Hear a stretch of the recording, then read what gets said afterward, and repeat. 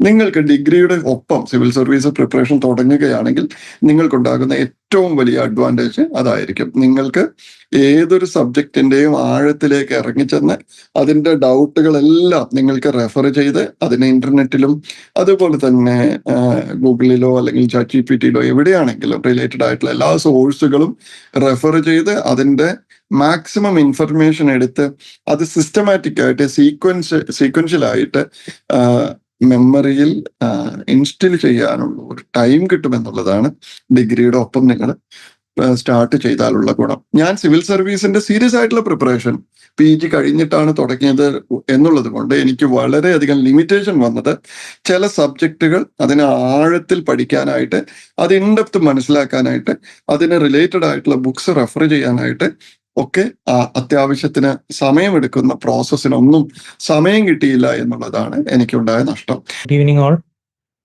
Good evening, Nusar. Nusar, can we start? Yes, TJ, I'm ready. Okay, thank you, sir. So, എല്ലാവർക്കും good evening.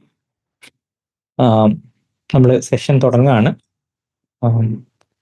So, today I'll just introduce the speakers.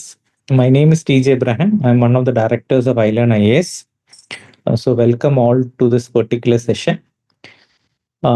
ഈ ഒരു സെഷൻ്റെ നമ്മുടെ ഒരു main ഉദ്ദേശം എന്താണെന്ന് വെച്ചാൽ, ഞങ്ങൾ iLearn IAS കഴിഞ്ഞൊരു ലാസ്റ്റ് 10 years ആയിട്ട് സിവിൽ സർവീസ് കോച്ചിങ് ഇൻഡസ്ട്രിയിലുള്ളതാണ്. ഏകദേശം ഒരു 343+ സെലക്ഷൻസ് iLearnൽ പഠിച്ച് ഏകദേശം 343+ കുട്ടികൾ 343 സെലക്ഷൻസ് റാങ്ക് ലിസ്റ്റിൽ വന്നിട്ടുണ്ട്. അപ്പം നമ്മൾ ഇത്രയും നാളത്തെ ഒരു എക്സ്പീരിയൻസിൽ നമ്മൾ ഐഡന്റിഫൈ ചെയ്തൊരു കാര്യം എന്താണെന്ന് വെച്ചാൽ, സിവിൽ സർവീസിന് ചില സ്കിൽസ് വേണം, അതോടൊപ്പം തന്നെ സിവിൽ സർവീസിന്റെ സിലബസിനെ പറ്റിയിട്ട് നോളേജ് വേണം. സിവിൽ സർവീസിന്റെ സ്കിൽസ് എന്ന് പറഞ്ഞാൽ നന്നായിട്ട് എഴുതാനുള്ള സ്കില്ല്, നന്നായിട്ട് പഠിക്കാനുള്ള സ്കില്ല്, നല്ല കമ്മ്യൂണിക്കേഷൻ സ്കില്ല്. ഈ സ്കില്ലുകൾ പെട്ടെന്ന് ഡെവലപ്പ് ചെയ്യാൻ വേണ്ടിയിട്ട് ബുദ്ധിമുട്ടാണ്.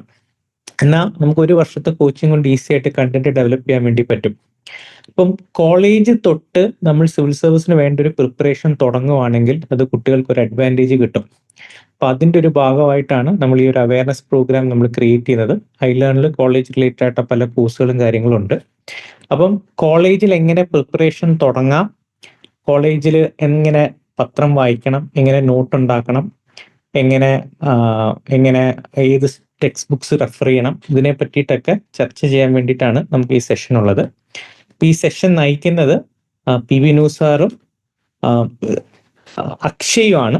നമ്മൾ സ്പീക്കറായിട്ട് ഇന്ന് പ്ലാൻ ചെയ്തത് റീനു അന്ന മാത്യു ആയിരുന്നു, ഓൾ ഇന്ത്യ റാങ്ക് 81. പക്ഷെ റീനുവിന് ഇന്ന് സുഖമില്ല, അതുകൊണ്ട് ഇന്ന് നമ്മോടൊപ്പം ഉള്ളത് അക്ഷയാണ്. PV നൂസാറിനെ പരിചയപ്പെടുത്തേണ്ട ഒരു ആവശ്യമില്ല, എങ്കിലും ഒരു ഒഫീഷ്യാലിറ്റിയുടെ പേരിൽ ജസ്റ്റ് സാറിനെ ഒന്ന് പരിചയപ്പെടുത്താം. സാർ ഇപ്പോൾ secretary transport department, government of കേരളയാണ്. നമ്മളുടെ കേരള ഫ്ലഡിന്റെ സമയത്തും നമ്മുടെ കോവിഡ് ക്രൈസിന്റെ സമയത്തും സാറിനെ അറിയാത്ത മലയാളികളൊന്നുമില്ല. ഒരു നല്ലൊരു IAS ഓഫീസറിന് അപ്പുറത്ത് സാറ് എഡ്യൂക്കേഷൻ, ട്രെയിനിങ്, സ്കില്ലിങ് ഇതിലൊക്കെ സാർ ഒത്തിരി ഇൻട്രസ്റ്റഡ് ആണ്. സാറ് ഒത്തിരി നല്ല സജഷൻസും, കുട്ടികളെ എങ്ങനെ ബെറ്റർ ട്രെയിൻ ചെയ്യാം, എങ്ങനെ ബെറ്റർ എഡ്യൂക്കേഷൻ മെത്തഡോളജീസിനെ പറ്റിയിട്ടൊക്കെ സാറിന് താല്പര്യമുള്ള ഏരിയാസ് ആണ്. സാർ വളരെ ഓപ്പൺ ആയിട്ട് ഇങ്ങനത്തെ കാര്യം ഡിസ്കസ് ചെയ്യുകയും ഒത്തിരി ഇൻസൈറ്റ്സും ഷെയർ ചെയ്യുന്നുണ്ട്. അപ്പം ഇങ്ങനെ ഒരു സെഷൻ നടത്തുന്നതിന് സാറിന് ഇൻവൈറ്റ് ചെയ്തപ്പോൾ സാറ് വളരെ ഓപ്പൺ ആയിട്ട് ആക്സെപ്റ്റ് ചെയ്തു. Thank you sir. So first PV നൂസാറിന്റെ ഒരു സെഷൻ ആയിരിക്കും. സെക്കൻഡ് നമ്മുടെ സ്പീക്കർ അക്ഷയാണ്, അക്ഷയ് രാജ്. അക്ഷയ് രാജിന് ഈ പ്രാവശ്യത്തെ സിവിൽ സർവീസിൽ റാങ്ക് 641 ആണ്. പക്ഷേ അക്ഷയ് ഫസ്റ്റ് അറ്റംപ്റ്റിലാണ് സിവിൽ സർവീസ് ക്വാളിഫൈ ചെയ്തേക്കുന്നത്. സിവിൽ സർവീസ് റാങ്ക് ലിസ്റ്റിൽ കയറുക എന്നത് തന്നെ വലിയൊരു അക്കംപ്ലിഷ്മെന്റ് ആണ്. പക്ഷെ ഫസ്റ്റ് അറ്റംപ്റ്റിൽ കയറുക എന്ന് പറയുന്ന ഒരു എക്സ്ട്രാ ഓർഡിനറി ഫീറ്റ് ആണ്. ഈ പ്രാവശ്യം കേരളത്തിൽ നിന്ന് 2 പേരാണ് കയറിയിട്ടുള്ളത്. അതിലൊന്ന് അക്ഷയാണ്. ആൻഡ് അക്ഷയ്ക്ക് സിവിൽ സർവീസിന്റെ റിട്ടേൺ പേപ്പർ ജനറൽ സ്റ്റഡീസിൽ ഭയങ്കര ഹൈ മാർക്സ് ആണുള്ളത്. അപ്പം Akshay would be sharing his insights how to start preparing from civil service. Akshay iLearnന്റെ റിനുവിനെ പോലെ നമ്മുടെ ടീമിലുള്ളതാണ്.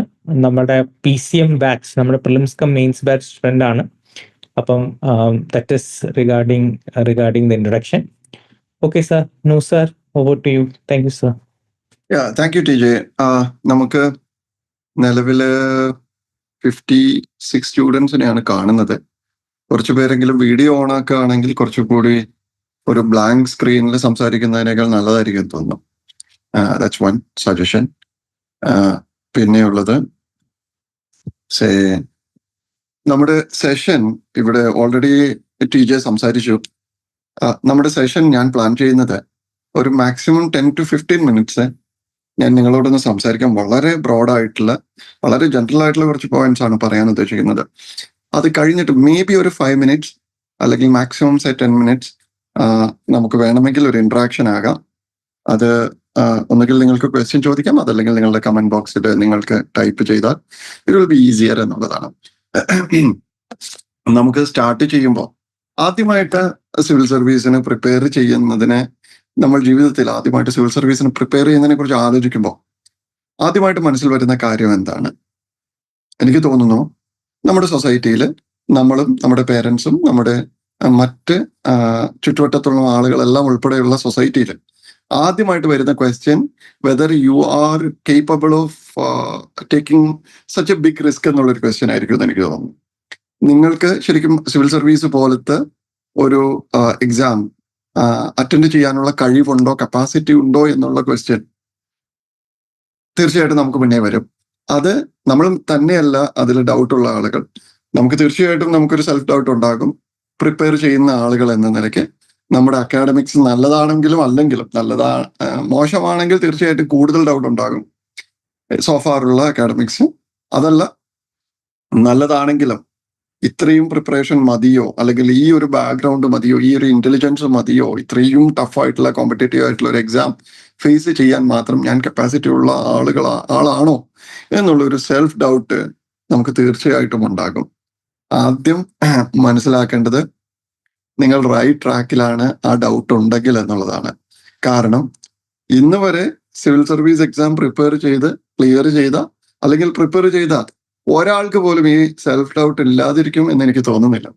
എല്ലാ ആളുകളും ഈ ഒരു സെയിം പ്രോസസ്സിലൂടെ കടന്നു പോയിട്ടുണ്ടാകും എന്നുള്ളത് നിങ്ങൾ മനസ്സിലാക്കേണ്ടതുണ്ട്. രണ്ടാമത് വരുന്ന ഒരു കാര്യം, വൺസ് ഓക്കെ ഞാൻ കേപ്പബിൾ ആണെന്ന് കുറച്ചൊക്കെ നമുക്കൊരു ഉറപ്പ് വന്നു, അല്ലെങ്കിൽ കുറച്ചൊക്കെ പേരൻസിന് സപ്പോർട്ട് കിട്ടി, അറ്റ്ലീസ്റ്റ് ഒരു വർഷം ഒന്ന് ട്രൈ ചെയ്ത് നോക്കൂ എന്നൊക്കെ ഒരു ഗ്യാരണ്ടിയിലാണ് പലപ്പോഴും പലരും തുടങ്ങുക. അങ്ങനെ തുടങ്ങുകയാണെങ്കിൽ തന്നെ അതിന് പുറമെ ഒരു സീരീസ് ഓഫ് പ്രോബ്ലംസ് പിന്നെ വരാനിരിക്കുന്നുണ്ട്. അത് നമ്മൾ എവിടെ നിന്നാണ് തുടങ്ങേണ്ടത്, എന്തൊക്കെയാണ് പഠിക്കേണ്ടത് എന്നുള്ള കുറെ ഡൗട്ടുകളാണ്. രണ്ടാമത് അത് തന്നെ എത്രത്തോളം കൺസിസ്റ്റന്റ് ആയിട്ട് നമുക്ക് ഈ മോട്ടിവേഷനിൽ നിലനിർത്തിക്കൊണ്ട് പോവുക എന്നുള്ളത് വലിയൊരു ചാലഞ്ചാണ്. കാരണം നമുക്ക് ഒരാഴ്ച, രണ്ടാഴ്ച, ഒരു മാസം, 2 മാസം കൊണ്ട് തീരുന്ന ഒരു പ്രോസസ് അല്ല ഇത്. വളരെ ലോങ് ടൈം ആയിട്ട് കൺസിസ്റ്റന്റ് ആയിട്ട് നമുക്ക് ഇൻട്രസ്റ്റ് സസ്റ്റെയിൻ ചെയ്താൽ മാത്രം നമുക്ക് സർവൈവ് ചെയ്യാൻ പറ്റുന്ന ഒരു മേഖലയാണ് സിവിൽ സർവീസ് എക്സാം പ്രിപ്പറേഷൻ എന്ന് പറയുന്നത്. അപ്പോൾ രണ്ടാമത്തെ കാര്യം, നമുക്ക് ഓൾറെഡി നമുക്കൊരു സിവിൽ സർവീസ് എക്സാം പ്രിപ്പയർ ചെയ്യാമെന്നൊരു തീരുമാനം എടുത്താൽ പോലും കൺസിസ്റ്റന്റ് ആയിട്ട് ലോങ് ടേമിൽ ഈ ഇൻട്രസ്റ്റ് സസ്റ്റെയിൻ ചെയ്യുക എന്നുള്ളതും, ഇതില് നമ്മൾ ഓരോ ഫേസിലും നമുക്ക് നേരിടുന്ന പുതിയ പുതിയ ചാലഞ്ചസ് അതെങ്ങനെ ധൈര്യത്തോടെ ഫേസ് ചെയ്യാം, ഓവർകം ചെയ്യാം എന്നുള്ളതും വലിയ ഒരു ലെസനാണ് which you have to learn all along the course. മൂന്നാമത്, ഇത് രണ്ടും ഉണ്ടെങ്കിൽ തന്നെ നമുക്ക് സ്ഥിരമായിട്ട് നമ്മൾ ഇതിന്റെ പല തരത്തിലുള്ള ഇൻഫർമേഷൻസ് നമുക്ക് കിട്ടിക്കൊണ്ടിരിക്കും. സിവിൽ സർവീസ് പ്രിപ്പയർ ചെയ്ത ആളുകളും അവർ ക്ലിയർ ചെയ്തവരും അവരുടെ രീതികളും എല്ലാം കുറിച്ച് നമുക്ക് ഒത്തിരി ഇൻഫർമേഷൻസ് കിട്ടിക്കൊണ്ടിരിക്കുമ്പോൾ നമുക്ക് ഈ ഡൗട്ട്സ് നമ്മൾ വീണ്ടും വന്നുകൊണ്ടേയിരിക്കും. എനിക്ക് തോന്നുന്നു അവിടെ ഉണ്ടാകുന്ന നമ്മുടെ ഏറ്റവും വലിയ ഒരു ക്വസ്റ്റ്യൻ, ഇത് ക്ലിയർ ചെയ്യുന്ന ആളുകൾ ആരാണ്? സൂപ്പർ ഇന്റലിജന്റ് ആയിട്ടുള്ള, സൂപ്പർ ബ്രെയിനി ആയിട്ടുള്ള, സൂപ്പർ ടാലന്റഡ് ആയിട്ടുള്ള, എക്സ്ട്രാ ഓർഡിനറി ആയിട്ടുള്ള ആളുകളാണോ സിവിൽ സർവീസ് എക്സാം ക്ലിയർ ചെയ്യുന്നത്? അല്ലെങ്കിൽ അത്തരത്തിലുള്ള എക്സ്ട്രാ ഓർഡിനറി ആയിട്ടുള്ള ഒരാളാകേണ്ടതുണ്ടോ എന്നൊരു ക്വസ്റ്റ്യൻ എന്നോട് ചോദിച്ചാൽ ഞാൻ പറയും, നിങ്ങൾ തീർച്ചയായിട്ടും എക്സ്ട്രാ ഓർഡിനറി ആകേണ്ടതുണ്ട്. പക്ഷെ അത് നിങ്ങളുടെ ഇന്റലിജൻസിലല്ല, നിങ്ങളുടെ മെമ്മറിയിലല്ല, നിങ്ങളുടെ സോഫാറുള്ള അക്കാഡമിക്സിലല്ല. ഇത് നിങ്ങൾ തീർച്ചയായിട്ടും കുറിച്ചു വെക്കേണ്ട ഒരു സ്റ്റേറ്റ്മെന്റ് ആണ്. നിങ്ങൾ സിവിൽ സർവീസ് സീരിയസ് ആയിട്ടും പ്രിപ്പയർ ചെയ്യാൻ ആഗ്രഹിക്കുന്ന ഒരാളാണെങ്കിൽ നിങ്ങൾക്ക് വളരെ ഉപകാരപ്പെടുന്ന ഒരു സ്റ്റേറ്റ്മെന്റ് ആണിത്. ആ സ്റ്റേറ്റ്മെന്റ് ഇതാണ്: നിങ്ങളൊരു എക്സ്ട്രാ ഓർഡിനറി ആളാകേണ്ടത് തീർച്ചയായിട്ടും ആവശ്യമാണ് സിവിൽ സർവീസ് എക്സാം ക്ലിയർ ചെയ്യാൻ. പക്ഷെ ആ എക്സ്ട്രാ ഓർഡിനറി എന്ന് പറയുന്നത് നിങ്ങളുടെ ഇന്റലിജൻസിലോ നിങ്ങളുടെ മെമ്മറിയിലോ നിങ്ങളുടെ സിമിലർ ആയിട്ടുള്ള അക്കാഡമിക് പെർഫോമൻസിലോ സോഫാറുള്ള അക്കാഡമിക് പെർഫോമൻസിലോ നിങ്ങൾ എക്സ്ട്രാ ഓർഡിനറി അല്ല എന്നുള്ളത് കൊണ്ട് സിവിൽ സർവീസ് ക്ലിയർ ചെയ്യുന്നതിന് നിങ്ങൾക്കൊരു തടസ്സവുമില്ല. പിന്നെ നിങ്ങൾ ഏതിലാണ് നിങ്ങൾ എക്സ്ട്രാ ഓർഡിനറി ആകേണ്ടത്? നിങ്ങൾ എക്സ്ട്രാ ഓർഡിനറി ആകേണ്ടത് എക്സ്ട്രാ ഓർഡിനറി ആയിട്ടുള്ള കമ്മിറ്റ്മെന്റ് ഉണ്ടാകണം, എക്സ്ട്രാ ഓർഡിനറി ആയിട്ടുള്ള ഡെഡിക്കേഷൻ ഉണ്ടാകണം, എക്സ്ട്രാ ഓർഡിനറി ആയിട്ടുള്ള കൺസിസ്റ്റൻസി ഉണ്ടാകണം. ഓക്കെ, ഞാൻ പറഞ്ഞു, 3 വാക്കുകൾ പറഞ്ഞു. കമ്മിറ്റ്മെന്റ് ഉണ്ടാകണം, ഡെഡിക്കേഷൻ ഉണ്ടാകണം, കൺസിസ്റ്റൻസി ഉണ്ടാകണം. എന്താണ് ഇതുകൊണ്ട് ഉദ്ദേശിക്കുന്നത്? എന്താണ്? നിങ്ങൾ ഒരു നിമിഷം ആലോചിച്ച് നോക്കൂ. നമുക്ക് സിവിൽ സർവീസ് പ്രിപ്പയർ ചെയ്ത് തുടങ്ങുമ്പോൾ, ഇപ്പൊ നിങ്ങളെല്ലാവരും ഡിഗ്രി പഠിക്കുന്ന കുട്ടികളാണ് എന്നാണ് ഞാൻ പ്രിസ്യൂം ചെയ്യുന്നത്. ഡിഗ്രി പഠിക്കുന്ന ഒരു കുട്ടി, ഡിഗ്രി 1ാം വർഷം പഠിക്കുന്ന ഒരു കുട്ടിയാണെങ്കിൽ 3 വർഷത്തെ കോഴ്സ് അല്ലെങ്കിൽ 4 വർഷത്തെ കോഴ്സാണ് നിങ്ങൾ ചെയ്യുന്നതെങ്കിൽ, ഇത് 2025 2029 നിങ്ങൾ ഡിഗ്രി കഴിഞ്ഞിറങ്ങുക. ഡിഗ്രി കഴിഞ്ഞ് ഓൺ ആൻ ആവറേജ് 2 വർഷം ക്ലിയർ ചെയ്താൽ എടുക്കും എന്ന് വച്ചാൽ 6 വർഷത്തെ കൺസിസ്റ്റന്റ് ആയിട്ടുള്ള ഇൻട്രസ്റ്റ് സസ്റ്റെയിൻ ചെയ്യുക എന്ന് പറയുന്നത് ചെറിയൊരു കാര്യമല്ല. അതായത് ഈ 6 വർഷവും സ്ഥിരമായിട്ടും എൻ്റെ ലക്ഷ്യം സിവിൽ സർവീസ് ആണെന്നും അതിന് എത്ര കയറ്റിറക്കങ്ങൾ ഉണ്ടെങ്കിലും, എത്ര മൂഡ് സ്വിങ്സ് ഉണ്ടെങ്കിലും, എത്ര ബുദ്ധിമുട്ടുകൾ ഉണ്ടെങ്കിലും, ജീവിതത്തിലും പേഴ്സണലായിട്ടും പ്രൊഫഷണലായിട്ടും അക്കാഡമിക്കലും ഒക്കെ എത്രത്തോളം ചാലഞ്ചസ് ഞാൻ നേരിട്ടാലും എൻ്റെ ഗോൾ സിവിൽ സർവീസ് ആണ് എന്നുള്ള ലക്ഷ്യത്തിൽ നിന്ന് ഞാൻ മാറിപ്പോകില്ല എന്ന് ഡിറ്റർമൈൻഡ് ആയിട്ട് അതിനു വേണ്ടി സ്റ്റെപ്പ് ബൈ സ്റ്റെപ്പായി ബ്രിക്ക് ബൈ ബ്രിക്ക് ആയിട്ട് നിങ്ങളെ ബിൽഡ് ചെയ്യുന്നതിനെയാണ് ഞാൻ കൺസിസ്റ്റൻസി എന്നതുകൊണ്ട് ഉദ്ദേശിക്കുന്നത്.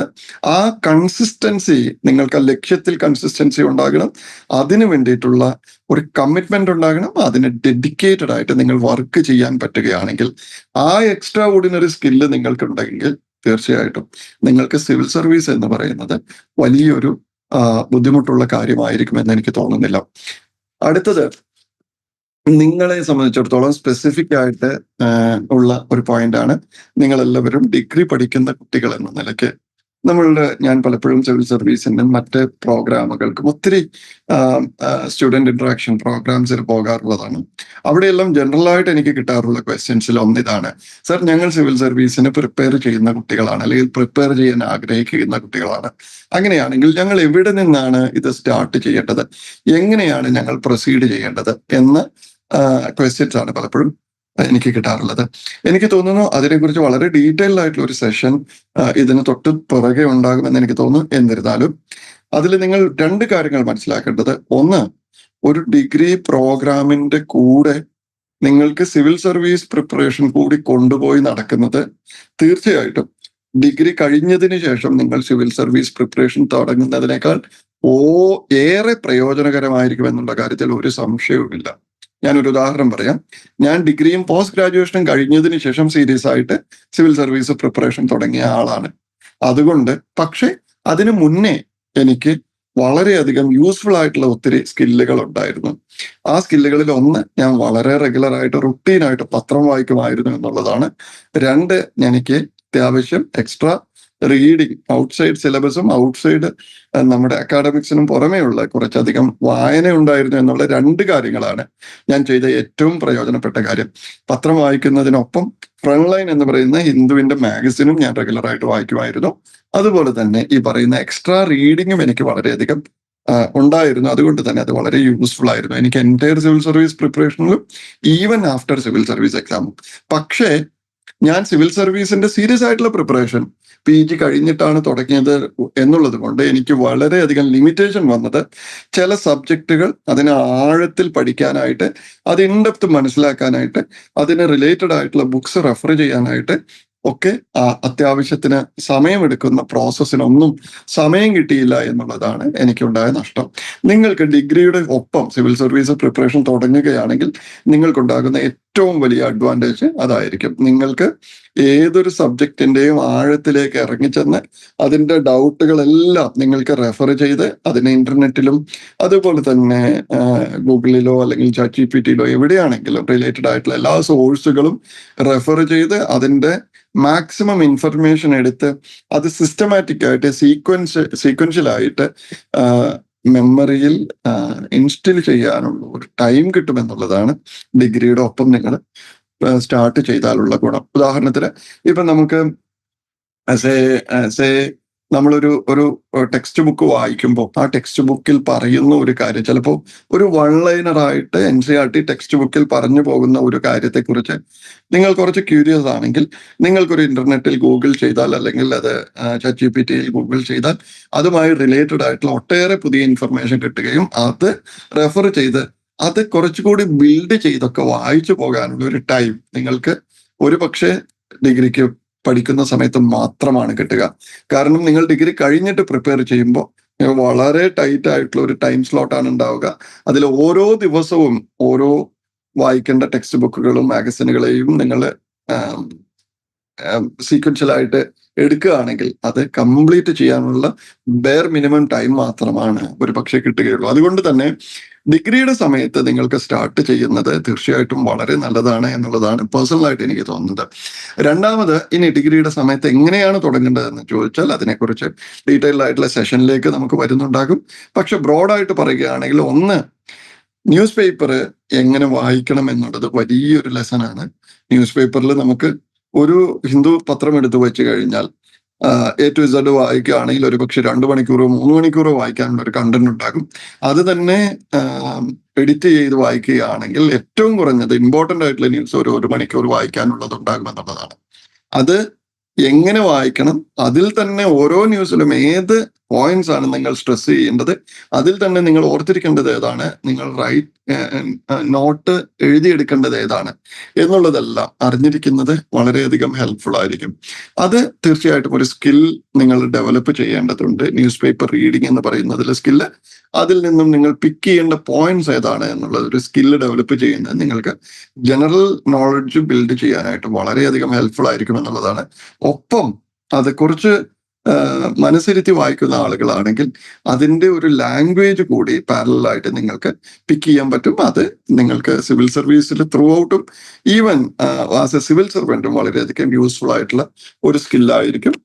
ഫർദർ ന്യൂസ് പേപ്പർ റീഡിങ്ങിനെ കുറിച്ച് ക്ലാസ്സിൽ പറയുന്നുണ്ടാകും. രണ്ടാമത് നിങ്ങൾക്ക് ശ്രദ്ധിക്കാവുന്ന ഒരു കാര്യം NCERT ടെക്സ്റ്റ് ബുക്കുകളാണ്. NCERT ടെക്സ്റ്റ് ബുക്കുകൾ എന്ന് പറയുന്നത് നമ്മളെ സംബന്ധിച്ചിടത്തോളം ഏറ്റവും ഫണ്ടമെന്റൽ ആയിട്ടുള്ള ഏറ്റവും ബേസ് പ്രിപ്പയർ ചെയ്യാനുള്ള ടെക്സ്റ്റ് ബുക്കുകളാണ്. അപ്പൊ ആ NCERT ടെക്സ്റ്റ് ബുക്കുകൾ തന്നെ നിങ്ങൾ NCERT-യുടെ ഹിസ്റ്ററിയുടെ 10th അല്ലെങ്കിൽ 12th ഹിസ്റ്ററിയുടെയോ എക്കണോമിക്സിന്റെയോ ബുക്ക് എടുത്ത് നോക്കിക്കഴിഞ്ഞാൽ നമുക്ക് അത്ഭുതം തോന്നുന്ന തരത്തിലുള്ള ഫുൾ ഇൻഫർമേഷൻ പാക്ഡ് ആയിട്ടുള്ള സ്റ്റഫ്ഡ് ആയിട്ടുള്ള ഒരു ടെക്സ്റ്റ് ബുക്കാണത്. അത് സിംഗിൾ ഗോയിലോ ഒരു 2 പ്രാവശ്യമോ 3 പ്രാവശ്യമോ പോലും വായിച്ചാൽ മനസ്സിലാകുന്ന, മെമ്മറൈസ് ചെയ്യാൻ പറ്റുന്ന തരത്തിലല്ല ടെക്സ്റ്റ് ബുക്ക് ഉള്ളത്. അത് കാരണം അത് വളരെ കൺസൈസ് ആയിട്ട് ഫുള്ളി സ്റ്റഫ്ഡ് ആയിട്ടുള്ള ഹെവി ലോഡ് ഓഫ് ഇൻഫർമേഷൻ ആണ് ഈ ടെക്സ്റ്റ് ബുക്കുകളിൽ ഉള്ളത് എന്നുള്ളത് കൊണ്ടാണ്.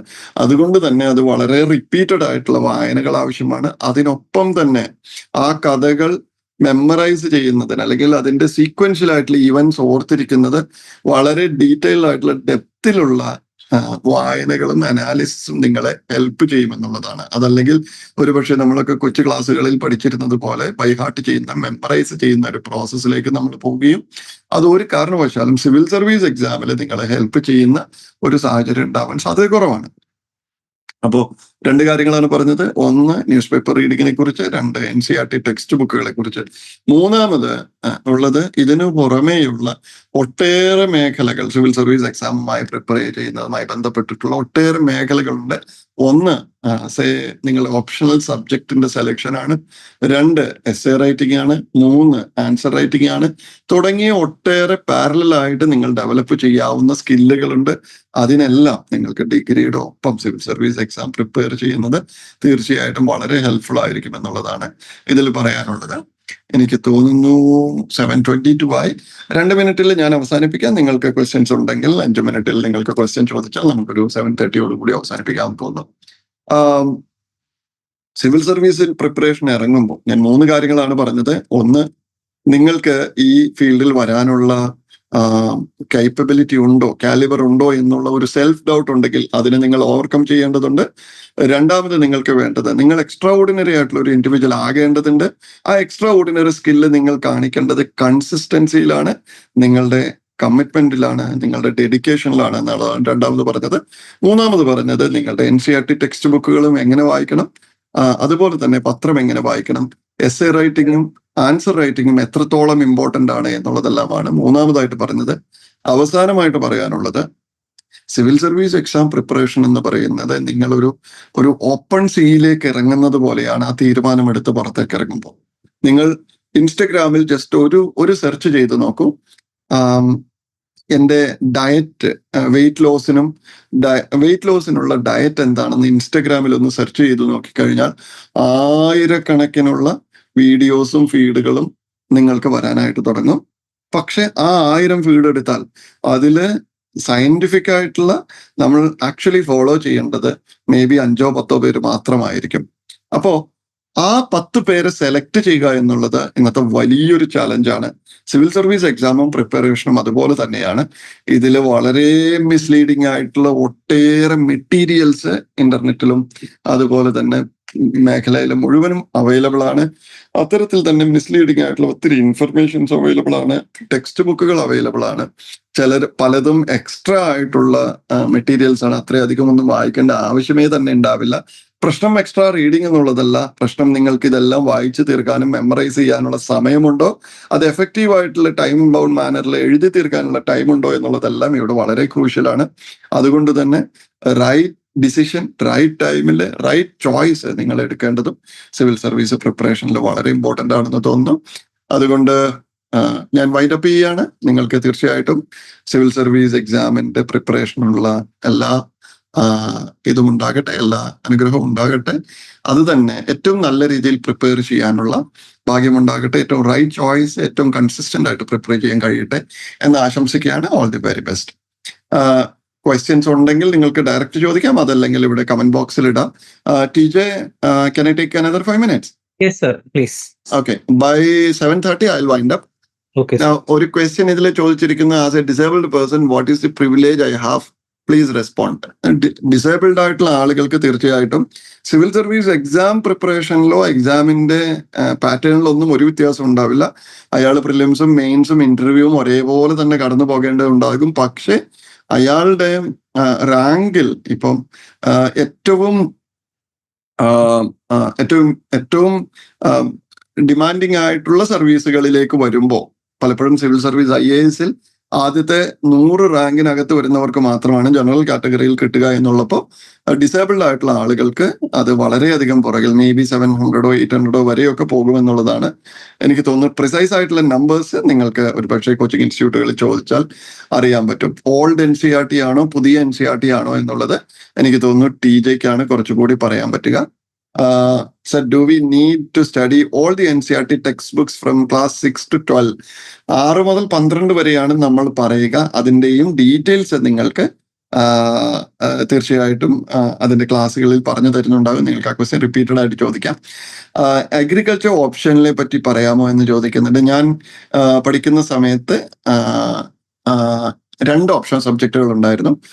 എൻ്റെ 2 ഓപ്ഷൻ സബ്ജക്റ്റുകളിൽ ഒന്ന് അഗ്രികൾച്ചറും ഒന്ന് ജോഗ്രഫി ആയിരുന്നു. ഞാൻ പോസ്റ്റ് ഗ്രാജുവേറ്റ് ഇൻ അഗ്രികൾച്ചർ ആയതുകൊണ്ടാണ് അങ്ങനെ ഒരു സബ്ജക്ട് എടുത്തത്. നിങ്ങളുടെ പഠിക്കുന്ന സബ്ജക്റ്റിൽ നിങ്ങൾ കോൺഫിഡന്റ് ആണെങ്കിൽ തീർച്ചയായിട്ടും agriculture is A good option. പക്ഷെ അതിനേക്കാൾ ഈസി ആയിട്ടുള്ളതും ചെറിയ സിലബസുമുള്ള ഒട്ടേറെ സോഷ്യൽ സയൻസ് സബ്ജക്റ്റുകൾ അവൈലബിൾ ആണെന്നുള്ളത് അറിഞ്ഞിരിക്കുന്നത് നന്നാവും. പ്രത്യേകിച്ച് ഇപ്പോൾ ഒരു സബ്ജക്റ്റ് ആവശ്യമുള്ളൂ എന്നുള്ളത് കൊണ്ട്. സർ, ഇഷ്ടമുള്ള ലാംഗ്വേജിൽ എക്സാം എഴുതാൻ സാധിക്കുമോ എന്ന് ചോദിക്കുന്നുണ്ട്. തീർച്ചയായിട്ടും എഴുതാൻ സാധിക്കും.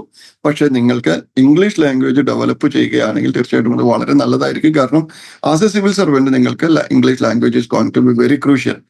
Can someone from science background with a consistent and well-disciplined plan can crack UPSC within A year. തീർച്ചയായിട്ടും അതിന് സാധ്യതയുണ്ട്, പക്ഷെ ക്ലിയർ ചെയ്യുമെന്ന് 100% നമുക്ക് ഉറപ്പ് പറയാൻ കഴിയില്ല. പക്ഷെ തീർച്ചയായിട്ടും സാധ്യതയുണ്ട്. അങ്ങനെയുള്ള ഒത്തിരി കുട്ടികൾ ക്ലിയർ ചെയ്യാറുണ്ട്.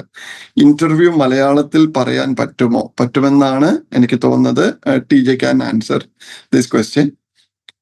As a professional course student, sir, it is very difficult to manage time for newspaper reading. Could you give some tips for managing time?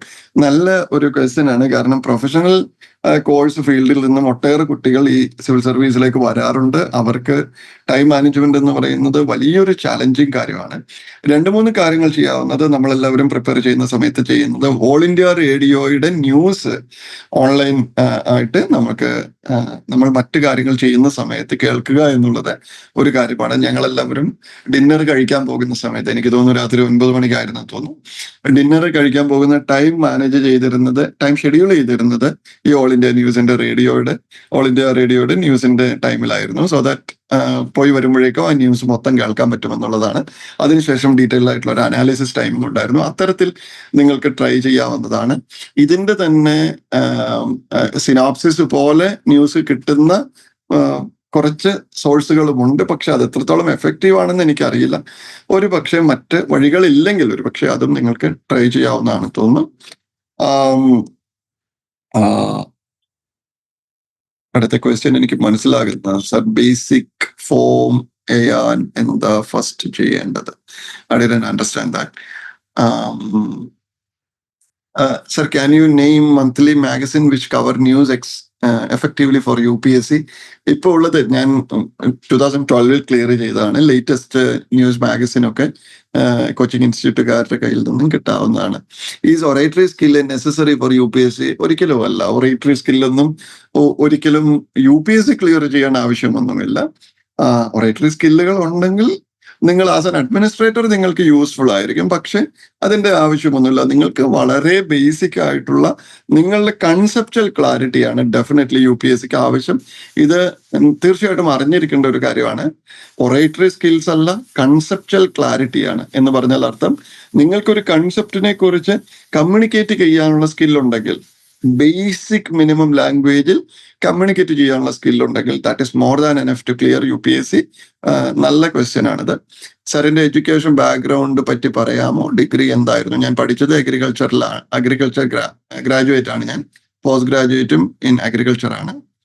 NCERTയിൽ നോക്കിയാൽ ഫൗണ്ടേഷൻ സ്ട്രോങ് ആകുമ്പോൾ തീർച്ചയായിട്ടും NCERTയുടെ history, geography, political science, economy തുടങ്ങിയ ബുക്കുകൾ നിങ്ങൾക്ക് വളരെ വളരെ വളരെ ഹെൽപ്ഫുൾ ആയിരിക്കും. തീർച്ചയായിട്ടും നിങ്ങളുടെ ഫൗണ്ടേഷൻ ആയിട്ട് റെഫർ ചെയ്യേണ്ട ബുക്ക് അത് തന്നെയാണ്. ന്യൂസ് റീഡിംഗ് സിലബസ് ബേസ്ഡ് ആണോ ചെയ്യേണ്ടത്? അല്ല, ന്യൂസ് റീഡിങ്ങിന് സിലബസ് ബേസ്ഡ് ന്യൂസ് റീഡിംഗ് ചെയ്യാൻ കഴിയില്ല. നിങ്ങൾക്ക് റെഗുലർ ആയിട്ട് വരുന്ന ന്യൂസ് പേപ്പേഴ്സിൽ നിന്നും നിങ്ങൾക്ക് സിലബസിന് അനുയോജ്യമായ കാര്യങ്ങൾ പിക്ക് ചെയ്യുക എന്നുള്ളതാണ് ചെയ്യേണ്ടത്. Sir, being a hearing impaired person, I am eligible for IAS? തീർച്ചയായിട്ടുമാണ്. നമ്മുടെ ബാച്ചുകളിൽ 80%ഉം 90%ഉം എല്ലാം ഹിയറിംഗ് ഇംപയർഡ് ആയിട്ടുള്ള ആളുകൾ, സിവിൽ സർവീസിൽ ഓൾറെഡി ക്ലിയർ ചെയ്ത ആളുകൾ നമ്മുടെ ബാച്ചുകളിലുണ്ട്. സർ, ഞാൻ BA economics first year student ആണ്. എങ്ങനെയാണ് ബേസിക് പ്രിപ്പറേഷൻ സ്റ്റാർട്ട് ചെയ്യേണ്ടത്? ജനറൽ ആയിട്ട് പറഞ്ഞതാണ്. ഞാൻ വൈൻഡപ്പ് ചെയ്യാണ്. ലാസ്റ്റ് 2 ക്വസ്റ്റ്യൻ കൂടി പറഞ്ഞിട്ട്, what is a rank needed for IPS in general category? എനിക്ക് തോന്നുന്നു 100, 150, 200 വരെയൊക്കെ ആണെന്നുള്ളതാണ് മനസ്സിലാകുന്നത്. BSc nursing, how can I prepare for UPSC exam? എല്ലാവർക്കും സെയിം തന്നെയാണ്. BSc നഴ്സിംഗ് കഴിഞ്ഞാലും സെയിം പ്രിപ്പറേഷൻ തന്നെയാണ് വേണ്ടത്. എന്റെ ബാച്ചിൽ ആനീസ് ജോയ് എന്ന് പറയുന്ന ഒരു കുട്ടി BSc നഴ്സിംഗ് കഴിഞ്ഞിട്ട് ഉണ്ടായിരുന്നു. someone with good intellectual and innovative writing skill can choose sociology or option, or is there any suggestion from your end? This is a വളരെ സ്പെസിഫിക് ക്വസ്റ്റ്യൻ ആണ്. May be you can consult the academy. ഞാൻ wind up ചെയ്യാണ്. ഇതുവരെ കേട്ടിരുന്ന എല്ലാവർക്കും നന്ദി. എല്ലാവർക്കും all the very best. Thank you. Thank you so much sir. Thank you, sir. Thank you for sharing your time and your knowledge with this audience. Okay. Now we will. ഞാൻ exit ചെയ്യട്ടെ teacher? Yes, sir. Thank you, sir. ശരി, thank you so much. Thank you, sir. PV news സാറിനോട് നിങ്ങൾ കുറെ doubts ചോദിച്ചിരുന്നു. അതിന്റെ ഏറ്റവും updated ആയിട്ടുള്ള കാര്യങ്ങൾ ഇപ്പൊ അക്ഷയ് പറയും. Okay, Akshay, welcome Akshay. Sir, Akshay നമ്മുടെ സ്റ്റുഡന്റ് ആയിരുന്നു. ഐലാൻഡ് prelims cum mains batch student ആണ്. അക്ഷയ് ഡോക്ടറാണ്. അക്ഷയ് ഫസ്റ്റ് അറ്റംപ്റ്റിൽ സിവിൽ സർവീസ് എക്സാമിനേഷൻ കയറിയതാണ്. Akshay, over to you. Thank you. Okay, ഇപ്പോൾ ഇങ്ങനെ ഒരു പ്ലാറ്റ്ഫോം കിട്ടിയതിൽ വളരെ സന്തോഷം. ഇതുപോലെ ഞാൻ പ്രിപ്പറേഷൻ വന്നപ്പോൾ ഞാൻ ഒരുപാട് ആഗ്രഹിച്ചിട്ടുണ്ട്. അതായത് കോളേജ് കാലഘട്ടത്തിൽ ഇതുപോലെ കുറച്ച് കാര്യങ്ങൾ എനിക്ക് ചെയ്യാൻ പറ്റിയിരുന്നെങ്കിൽ ഈ journey in case of course first അറ്റംപ്റ്റിൽ കിട്ടിയെങ്കിൽ പോലും ഇത് കുറച്ചുകൂടി ആയാസകരമായിട്ട്, മീൻസ് വലിയ ബുദ്ധിമുട്ടില്ലാതെ കുറച്ചുകൂടി കാര്യങ്ങൾ പഠിക്കാമായിരുന്നു, എളുപ്പത്തിൽ പോകും, ഞാൻ അത്ര ബുദ്ധിമുട്ടേണ്ടി വരില്ലായിരുന്നു എന്ന് എനിക്ക് പലപ്പോഴും തോന്നിയിട്ടുണ്ട്. അപ്പോൾ ആസ് സച്ച് കുട്ടികളായിട്ടിരിക്കുമ്പോൾ ഒഡിബിൾ അല്ലേ, ക്ലിയർ അല്ലേ, കേൾക്കുന്നുണ്ടല്ലോ, കുഴപ്പമില്ല? ഓക്കെ. അപ്പൊ എന്തായാലും ഇതുപോലെ നിങ്ങളിപ്പോ എല്ലാവരും പല സ്റ്റേജിലുള്ള കുട്ടികളായിരിക്കും. പഠിക്കുന്ന ഫസ്റ്റ് ഇയർ ആയിരിക്കാം, സെക്കൻഡ് ഇയർ ആയിരിക്കാം, ഫൈനൽ ഇയർ ആയിരിക്കാം. എനിക്ക് ഞാൻ മനസ്സിലാക്കുന്നത് പ്രൊഫഷണൽ ഡിഗ്രീസ് പഠിക്കുന്ന ആളുകളും ഇതിനകത്ത് ഉണ്ടാവും. അപ്പോൾ കോഴ്സ് ചിലപ്പോൾ ഇന്റേൺഷിപ്പ് ഒക്കെ ചെയ്യുന്നവരുണ്ടാവും. അപ്പൊ ഇന്റേൺഷിപ്പിലും എന്തൊക്കെ ചെയ്യാൻ പറ്റും, അങ്ങനെ ഒരുപാട് സംശയങ്ങൾ നിങ്ങളുടെ മനസ്സിലുണ്ടാവും. ഞാൻ ബേസിക്കലി ആ സമയത്ത് ചെയ്തിരുന്നില്ല, മീൻസ് അങ്ങനെ ഒരു കോളേജ് സമയത്ത് ഞാൻ അങ്ങനെ പ്രിപ്പയർ ഒരുപാട് ചെയ്തിരുന്ന ആളല്ല. ബേസിക് ഒരു മലയാളം ന്യൂസ് പേപ്പർ മാത്രമാണ് ചെയ്തിരുന്നത്. കാരണം ആ സമയത്ത് എനിക്ക് അത്ര ഇൻട്രസ്റ്റ് തോന്നിയത് അതിനുശേഷം, കോളേജിൽ നിന്ന് ഇറങ്ങിയതിന് ശേഷമാണ് ഇത്തരം ഒരു ആഗ്രഹം വന്നത്. പക്ഷെ ഞാൻ ഒരു ബേസിക് പറയുകയാണെങ്കിൽ നിങ്ങൾക്ക് എന്തൊക്കെ ചെയ്യാൻ പറ്റും എന്നുള്ളത് ഞാനൊരു ബേസിക് ഔട്ട്ലൈൻ പറയാം. അതിനുശേഷം ഒരു 20 മിനിറ്റ്സ് കഴിഞ്ഞിട്ട് നമുക്ക് എന്തെങ്കിലും നിങ്ങളുടെ ക്വസ്റ്റ്യൻസ് ഉണ്ടെങ്കിൽ ചാറ്റ് ബോക്സിൽ ഇടുകയോ അല്ലെങ്കിൽ ചോദിക്കുകയോ ചെയ്യാം. അപ്പൊ ഞാൻ പറയുകയാണെങ്കിൽ നിങ്ങൾ ആദ്യം നിങ്ങളുടെ സ്വന്തം ഇൻട്രസ്റ്റ് ആണ് നോക്കേണ്ടത്. നിങ്ങളുടെ ഇൻട്രസ്റ്റ് തന്നെയാണ് ഞാനിത് കൺസിസ്റ്റന്റ് ആയിട്ട് വർക്ക് ചെയ്യാൻ തയ്യാറാണെന്നുള്ള ആപ്റ്റിറ്റ്യൂഡ് അല്ലെങ്കിൽ ഒരു ആറ്റിറ്റ്യൂഡ് അല്ലെങ്കിൽ ഇൻട്രസ്റ്റ് ഉണ്ടെങ്കിൽ മാത്രമാണ് നമ്മൾ സിവിൽ സർവീസിൽ കൺസിസ്റ്റന്റ് ആയിട്ട് നമ്മൾ വർക്ക് ഇടൂ, അതിനുള്ള ഔട്ട്പുട്ട് നമുക്ക് കിട്ടുള്ളൂ. അപ്പൊ അത് ആദ്യം നിങ്ങൾ ഉറപ്പാക്കുക, എനിക്ക് ഇത് തന്നെയാണ് എൻ്റെ ലക്ഷ്യം, അല്ലെങ്കിൽ ഞാൻ കൺസിസ്റ്റന്റ് ആയിട്ട് വർക്ക് ചെയ്യാൻ തയ്യാറാണ്, ഇപ്പോൾ ന്യൂസ് സാർ പറഞ്ഞ പോലെ. അപ്പൊ അത് ഉറപ്പാക്കുക. അതിനുശേഷം നിങ്ങൾക്ക് പല ഓപ്ഷൻസും ഉണ്ട് നിങ്ങൾക്ക് ചെയ്യാൻ പറ്റുന്ന കാര്യങ്ങൾ. ഇപ്പോൾ കുറച്ച് പേർക്ക് രണ്ട് പ്രധാനപ്പെട്ട വഴികൾ ഞാൻ പറയുകയാണെങ്കിൽ, നിങ്ങൾക്ക് വേണമെങ്കിൽ സ്വന്തമായിട്ട് പ്രിപ്പയർ ചെയ്യാം. അതായത് നിങ്ങൾക്ക് എന്തായാലും 5 days ആയിരിക്കും ക്ലാസ്സുകൾ ഉണ്ടാകുന്നത്. നിങ്ങൾക്ക് കൺസിസ്റ്റന്റ്ലി മിക്കവാറും എനിക്ക് തോന്നുന്നു എല്ലാവർക്കും 1 hour എങ്കിലും, ഈവൻ പ്രൊഫഷണൽ ഡിഗ്രീസ് പഠിക്കുന്നവർക്ക് പോലും ഈവൺ ഒരു 1 or 2 hours ഡെയിലി മാറ്റിവെക്കാൻ പറ്റും, കൺസിസ്റ്റന്റ് ആയിട്ട് മാറ്റിവെക്കാൻ പറ്റും എന്ന് തന്നെയാണ് ഞാൻ വിശ്വസിക്കുന്നത്. കാരണം ഞാൻ MBBS പഠിച്ച ഒരാളാണ്. അപ്പോൾ നമുക്ക് എത്ര ടഫ് കോഴ്സ് ആണെങ്കിൽ പോലും, ടഫ് ഡ്യൂട്ടീസിന്റെ ഇടയിൽ പോലും ഒരു 1 or 2 hours ഡെയിലി മാറ്റിവെക്കുന്നതിൽ വലിയ ബുദ്ധിമുട്ടില്ലായിരുന്നു. അപ്പോൾ അത് ചെയ്യാൻ പറ്റുന്നവരാണ്. അപ്പോൾ നിങ്ങൾക്ക് വേണമെങ്കിൽ വീക്കെൻഡ് ക്ലാസ്സുകൾ സെലക്ട് ചെയ്യാം, ഏതെങ്കിലും ഫൗണ്ടേഷൻ ബാച്ചസിൽ ജോയിൻ ചെയ്യാം കോച്ചിങ് അക്കാഡമികളിൽ. അല്ലെങ്കിൽ നിങ്ങൾക്ക് സ്വന്തമായിട്ട് കോച്ചിങ് അക്കാഡമികൾ ജോയിൻ ചെയ്യുമ്പോൾ അവരെന്തായാലും അവരുടേതായ പ്ലാൻ തരും, നിങ്ങൾക്ക് അത് ഫോളോ ചെയ്യാം. അപ്പോൾ അത് കറക്റ്റ് ഒരു ഗൈഡൻസ് പോകും. അല്ലാതെ നിങ്ങൾക്ക് സ്വന്തമായിട്ട് പ്രിപ്പയർ ചെയ്യേണ്ടവരാണെങ്കിൽ ഇപ്പോൾ ഞാൻ കുറച്ച് കാര്യങ്ങൾ പറയാം, എന്തൊക്കെ നിങ്ങൾക്ക് ഈ ഒരു സ്റ്റേജിൽ, ഇപ്പോൾ 4 വർഷത്തെ ഡിഗ്രി ഉണ്ടാവും, 3 വർഷത്തെ ഡിഗ്രി ഉണ്ടാവും, ഓർ 5.5 years ഇപ്പോൾ പ്രൊഫഷണൽ ഡിഗ്രീസ് ആണ്. അപ്പോൾ ബേസിക്കലി ചെയ്യാൻ പറ്റുന്ന ഒരു കാര്യം സാർ പറഞ്ഞു കാണും, NCERTസിന്റെ ഇമ്പോർട്ടൻസിനെ പറ്റി. നമുക്കൊരു ഫൗണ്ടേഷൻ, അതായത് ഇത്രയും മനോഹരമായിട്ട് നമ്മുടെ ഒരു UPSC ഫൗണ്ടേഷൻ കൊടുക്കുന്ന മറ്റൊരു പുസ്തകങ്ങൾ ഉണ്ടോ എന്ന് എനിക്ക് സംശയമാണ്. കാരണം ഏതൊരു മേഖലയിലേക്ക് പോകുമ്പോഴും നമുക്കൊരു ബേസ് വേണം, ഒരു ഫൗണ്ടേഷൻ വേണം. ആ ഫൗണ്ടേഷൻ ഏറ്റവും പറ്റുന്ന കാര്യം NCERTs തന്നെയാണ്. അപ്പൊ എല്ലാവരും നമ്മൾ ഈവൻ പലരും സ്റ്റാൻഡേർഡ് ബുക്സ്, ഇപ്പോൾ പല ടോപ്പേഴ്സിന്റെ വീഡിയോസ് ഒക്കെ നിങ്ങൾ കാണുന്നത് നിങ്ങൾക്ക് മനസ്സിലാവും. പലരും 11th NCERT ആണ് പല സബ്ജക്റ്റുകൾ. ഇപ്പോൾ ജോഗ്രഫിക്കൊക്കെ പലരും ഉപയോഗിച്ചിരിക്കുന്ന ആ NCERT ബുക്സ് മാത്രമാണ്. മറ്റ് ഒരുപാട് വലിയ കോംപ്ലക്സ് ബുക്കുകളിലേക്ക് പോവാതെ ആ ഒരു ബുക്കുകൾ വെച്ച് മാത്രം എക്സാം എഴുതിയിരുന്ന ആളുകൾ പലരും റാങ്ക് ലിസ്റ്റ് വന്നിട്ടുണ്ട്. അപ്പോൾ അത് നിങ്ങൾക്ക് ചെയ്യാൻ പറ്റുന്ന ഒരു ഏറ്റവും നല്ലൊരു കാര്യമാണ് NCERTs ഫോളോ ചെയ്യുക എന്നുള്ളത്. അപ്പോൾ നമ്മൾ പഠിക്കുമ്പോൾ, ഇപ്പോൾ ഇൻ കേസ് ഇപ്പോൾ ഞാനൊക്കെ പഠിക്കുന്ന സമയത്ത് ഞാൻ മെയിൻലി ഫോക്കസ് ചെയ്തിരുന്നത് 11th 12th NCERTs ആണ് മെയിൻലി. ഇപ്പോൾ ഉദാഹരണം പറയുകയാണെങ്കിൽ ഇപ്പോൾ ജോഗ്രഫിയുടെ NCERT 11th 12th ഫോളോ ചെയ്താൽ തന്നെ അത് അത്യാവശ്യം ഇനഫ് ആണ് ജോഗ്രഫി എന്ന സബ്ജക്ട് ടാക്കിൾ ചെയ്യാൻ വേണ്ടി. പക്ഷെ ഇൻ കേസ് ഞാനത് പഠിക്കുമ്പോൾ അതിലെനിക്ക് തോന്നിയ ഒരു കാര്യം, പല ഏരിയാസും ഇപ്പോൾ ഏതൊരു NCERT ആയാലും 11th, ഇപ്പോൾ 11th 12th എന്ന് പറയുമ്പോൾ കുറച്ചുകൂടി ടെക്നിക്കൽ ആയിരിക്കും, കുറച്ചുകൂടി അഡ്വാൻസ്ഡ് ആയിരിക്കും. അപ്പൊ നമുക്കത് ചെയ്യാൻ പറ്റുന്ന ഒരു കാര്യം 6 to 10th, അതായത് 6 മുതൽ 10 വരെയുള്ള NCERTകളുണ്ട്. അതെന്ന് വെച്ചാൽ കൊച്ചു കുട്ടികൾക്ക് പഠിപ്പിക്കുന്ന, അതായത് കൊച്ചു കുട്ടികൾക്ക് മനസ്സിലാവുന്ന രീതിയിൽ എഴുതിയിരിക്കുന്ന NCERTകളാണ്. അതായത് വളരെ പിക്ചോറിക്കലായിട്ട് എക്സാമ്പിൾസ് വെച്ചിട്ട്, ചില കേസ് സ്റ്റഡീസ് വെച്ചിട്ട്, അപ്പൊ അത്തരം ചില രീതികളിലായിരിക്കും അത് പ്രസന്റ് ചെയ്തിരിക്കുന്നത്.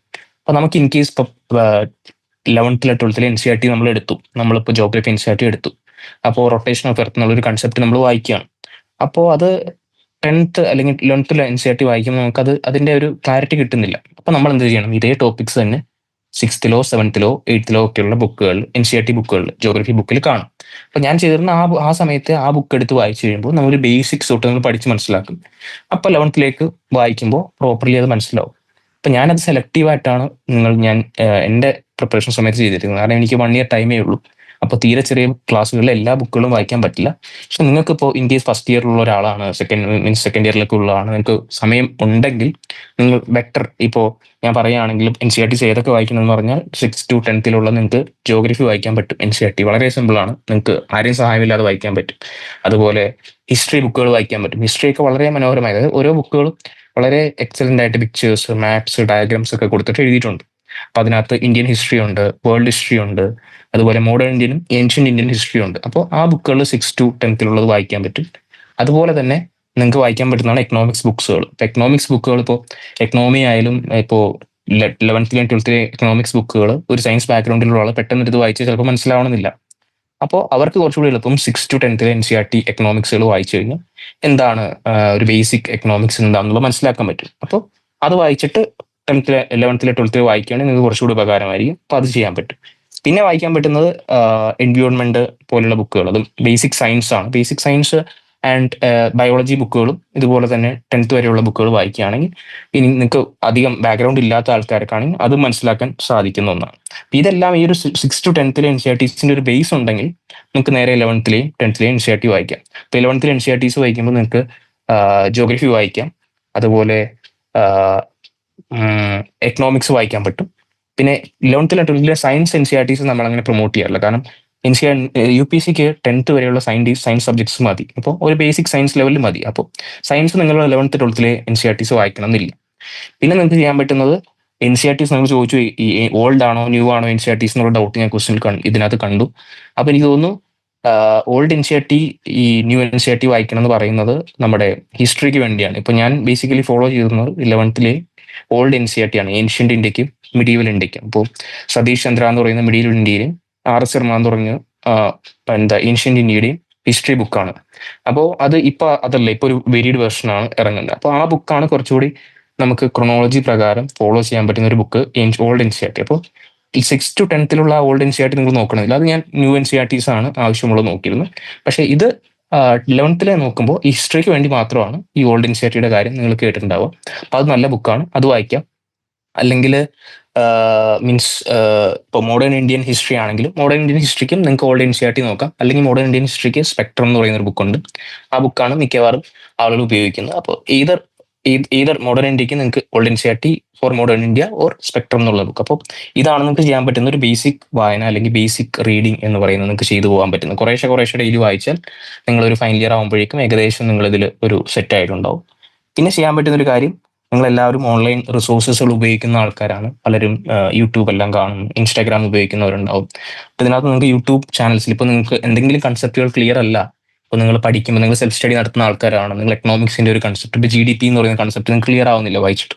അപ്പോൾ നിങ്ങൾക്ക് യൂട്യൂബിൽ നോക്കിക്കഴിഞ്ഞാൽ ഒരുപാട് GDP വളരെ സിമ്പിളായി എക്സ്പ്ലെയിൻ ചെയ്യുന്ന videos 5 minutes 6 minutes means coaching academies തന്നെ കൊടുക്കുന്ന വീഡിയോസ് ഉണ്ടാവും. അല്ലെങ്കിൽ ഇപ്പോൾ ഇൻവെസ്റ്റോപീഡിയ എന്ന് പറഞ്ഞ പേജ് ഉണ്ട് ഓൺലൈൻ. അപ്പോൾ അവരൊക്കെ ഈ ബേസിക് കൺസെപ്റ്റുകൾ വളരെ സിമ്പിളായിട്ട് എക്സ്പ്ലെയിൻ ചെയ്യുന്നുണ്ട്, വീഡിയോസ് ഉണ്ട്. അപ്പോൾ അതെല്ലാം കണ്ടാൽ നിങ്ങൾക്ക് മനസ്സിലാവും. അല്ലെങ്കിൽ ഇൻ കേസ് നിങ്ങൾക്ക് ChatGPT ഉപയോഗിക്കുന്നവരായിരിക്കാം, ChatGPT ഒക്കെ ഇന്നോവേറ്റീവ് ആണ് വളരെ. അപ്പോൾ ചെറിയ ബേസിക് കൺസെപ്റ്റുകളൊക്കെ വളരെ സിമ്പിളായിട്ട് എക്സാമ്പിൾ വെച്ചോ നിങ്ങൾക്ക് ഇപ്പോൾ എക്സ്പ്ലെയിൻ ചെയ്ത് തരാൻ പറഞ്ഞാൽ പല കാര്യങ്ങളും മനോഹരമായിട്ട് എക്സ്പ്ലെയിൻ ചെയ്യാൻ ChatGPTക്ക് സാധിക്കും. അപ്പോൾ അത്തരം ബേസിക് കൺസെപ്റ്റുകളൊക്കെ നിങ്ങൾ ഒരുപാട് ഫാക്ട്സ് അത്തരം പ്ലാറ്റ്ഫോമിൽ നിന്ന് എടുത്തില്ലെങ്കിൽ അതെല്ലാം മനസ്സിലാക്കാനുള്ള ബേസിക് സാധനങ്ങൾ ChatGPTക്ക് ഉപയോഗിക്കാം. പിന്നെ പറയുകയാണെങ്കിൽ ഇപ്പോൾ സോഷ്യൽ മീഡിയ ഉപയോഗിക്കുന്നവരാണെങ്കിൽ പോലും നിങ്ങൾക്ക് ചെയ്യാൻ പറ്റുന്ന ഒരു കാര്യം, നിങ്ങളിപ്പോൾ കറണ്ട് അഫയേഴ്സ്, അപ്പോൾ ന്യൂസ് പേപ്പേഴ്സ് നിങ്ങൾ വായിക്കുന്നു പറഞ്ഞു. ഇപ്പോൾ ന്യൂസ് പേപ്പേഴ്സ് അല്ലെങ്കിൽ ന്യൂസ് പേപ്പേഴ്സ് മാത്രമല്ല, കറണ്ട് അഫയേഴ്സ് എന്ന് പറയുമ്പോൾ ഒത്തിരി കാര്യങ്ങൾ അതിനകത്ത് വരും. അപ്പോൾ നിങ്ങളിപ്പോൾ ഇൻസ്റ്റാഗ്രാം ഒക്കെ ഉപയോഗിക്കുമ്പോഴും ഒത്തിരി കാര്യങ്ങൾ നിങ്ങൾ കാണുന്നില്ല. ഇപ്പോൾ നിങ്ങൾക്ക് ചെയ്യാൻ പറ്റുന്ന ഒരു കാര്യം, നിങ്ങൾക്ക് പ്രൈം മിനിസ്റ്ററുടെ ട്വിറ്റർ ഹാൻഡിലൊക്കെ ഫോളോ ചെയ്യാം, അല്ലെങ്കിൽ ഇൻസ്റ്റാഗ്രാം ഹാൻഡിൽസ്, ഡിഫൻസ് മിനിസ്റ്ററുടെ, എക്സ്റ്റേണൽ അഫയേഴ്സ് മിനിസ്റ്ററുടെ, മിനിസ്ട്രീസിന്റെ ഒക്കെ ട്വിറ്റർ ഹാൻഡിൽസും ഇൻസ്റ്റാഗ്രാം പേജസും ഒക്കെ ഫോളോ ചെയ്താൽ അവർ ഇറക്കുന്ന പ്രധാനപ്പെട്ട വാർത്തകൾ, അവിടെ നടക്കുന്ന സംഭവവികാസങ്ങൾ, ഇന്റർനാഷണൽ റിലേഷൻസിൽ നടക്കുന്ന കാര്യങ്ങളൊക്കെ അറിയാൻ പറ്റും. അപ്പൊ അതൊക്കെ നിങ്ങൾ ഇപ്പോൾ ഇൻ കേസ് സോഷ്യൽ മീഡിയ ഉപയോഗിക്കുന്ന ആളുകൾക്ക് പോലും പാസീവായിട്ട് ഇത്തരം കാര്യങ്ങൾ കിട്ടിക്കൊണ്ടിരിക്കും. അപ്പൊ അതും നിങ്ങൾക്ക് റിലൈസ് ചെയ്യാൻ പറ്റുമെന്ന് ഞാൻ പറയുന്നില്ല, പക്ഷെ നിങ്ങളുടെ പാസീവ് ഒരു ഇൻസ്റ്റാഗ്രാം റീൽസ് നോക്കുമ്പോൾ പോലും നിങ്ങൾക്ക് ഇത്തരം കാര്യങ്ങൾ കിട്ടും എന്നുള്ളതാണ് അത് ചെയ്യുന്നതിലുള്ള അഡ്വാൻറ്റേജ്. അപ്പോൾ എന്റർടൈൻമെന്റ് ഇടയിൽ പോലും എന്തെങ്കിലുമൊക്കെ കുറച്ച് കാര്യങ്ങൾ കിട്ടും. ഇനി ഇതുപോലെ സ്റ്റാൻഡേർഡ് ബുക്സിലേക്ക് ഇപ്പോൾ നിങ്ങൾക്ക് NCERT കഴിഞ്ഞു, നിങ്ങൾക്ക് NCERT ഏകദേശം സെറ്റ് ആണെന്നുണ്ടെങ്കിൽ സ്റ്റാൻഡേർഡ് ബുക്സ് ആണ് നിങ്ങൾ നോക്കുന്നത്, അല്ലെങ്കിൽ കുറച്ചുകൂടി അഡ്വാൻസ്ഡ് ആയിട്ട് നിങ്ങൾക്ക് പഠിക്കണം. അപ്പോൾ ഫൈനൽ ഇയർ ഒക്കെ ആകുമ്പോൾ നിങ്ങൾക്ക് അറ്റംപ്റ്റ് കൊടുക്കാനിരിക്കുകയാണെങ്കിൽ ഇപ്പോൾ ഇന്ത്യൻ പൊളിറ്റിക് ആണെങ്കിൽ ലക്ഷ്മികാന്ത് എന്ന് പറയുന്ന ഒരു ബുക്കുണ്ട്. അതുപോലെ +1 മീൻസ് ഇന്ത്യൻ പൊളിറ്റിയുടെ ഒരു ബുക്ക് +1 അപ്പൊ ആ ബുക്ക് നിങ്ങൾക്ക് എന്ത് ചെയ്യാൻ പറ്റും, ഈ ലക്ഷ്മികാന്ത് വായിക്കുന്നതിന് മുമ്പായിട്ട് നിങ്ങൾ നേരത്തെ ഇനീഷ്യൽ ഡേയ്സിൽ വായിച്ചിട്ട് ലക്ഷ്മികാന്തിലേക്ക് വരാം. അപ്പൊ നിങ്ങൾക്ക് കുറച്ചുകൂടി ഒരു understanding, basic philosophy of the constitution എന്താണ് എന്നൊക്കെ നിങ്ങൾക്ക് മനസ്സിലാവും. പിന്നെ മോഡേൺ ഇന്ത്യൻ ഹിസ്റ്ററിക്ക് ഞാൻ പറഞ്ഞ പോലെ സ്പെക്ട്രം എന്ന് പറഞ്ഞൊരു ബുക്കുണ്ട്. അതുപോലെ തന്നെ ഏൻഷ്യൻ മീഡിയവൽ ഞാൻ ഓൾഡ് NCERT പറഞ്ഞു. ജോഗ്രഫിക്കും NCERT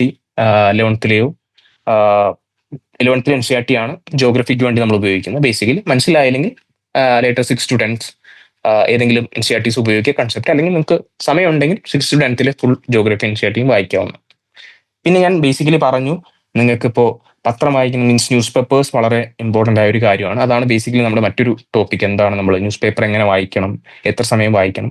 അപ്പോൾ നിങ്ങൾ ബേസിക്കലി കുട്ടികളായിരുന്നപ്പോൾ ചിലപ്പോൾ കുറച്ചുകൂടി യങ് ഏജിൽ മലയാള മനോരമയൊക്കെ വായിച്ചിട്ടുണ്ടാവും.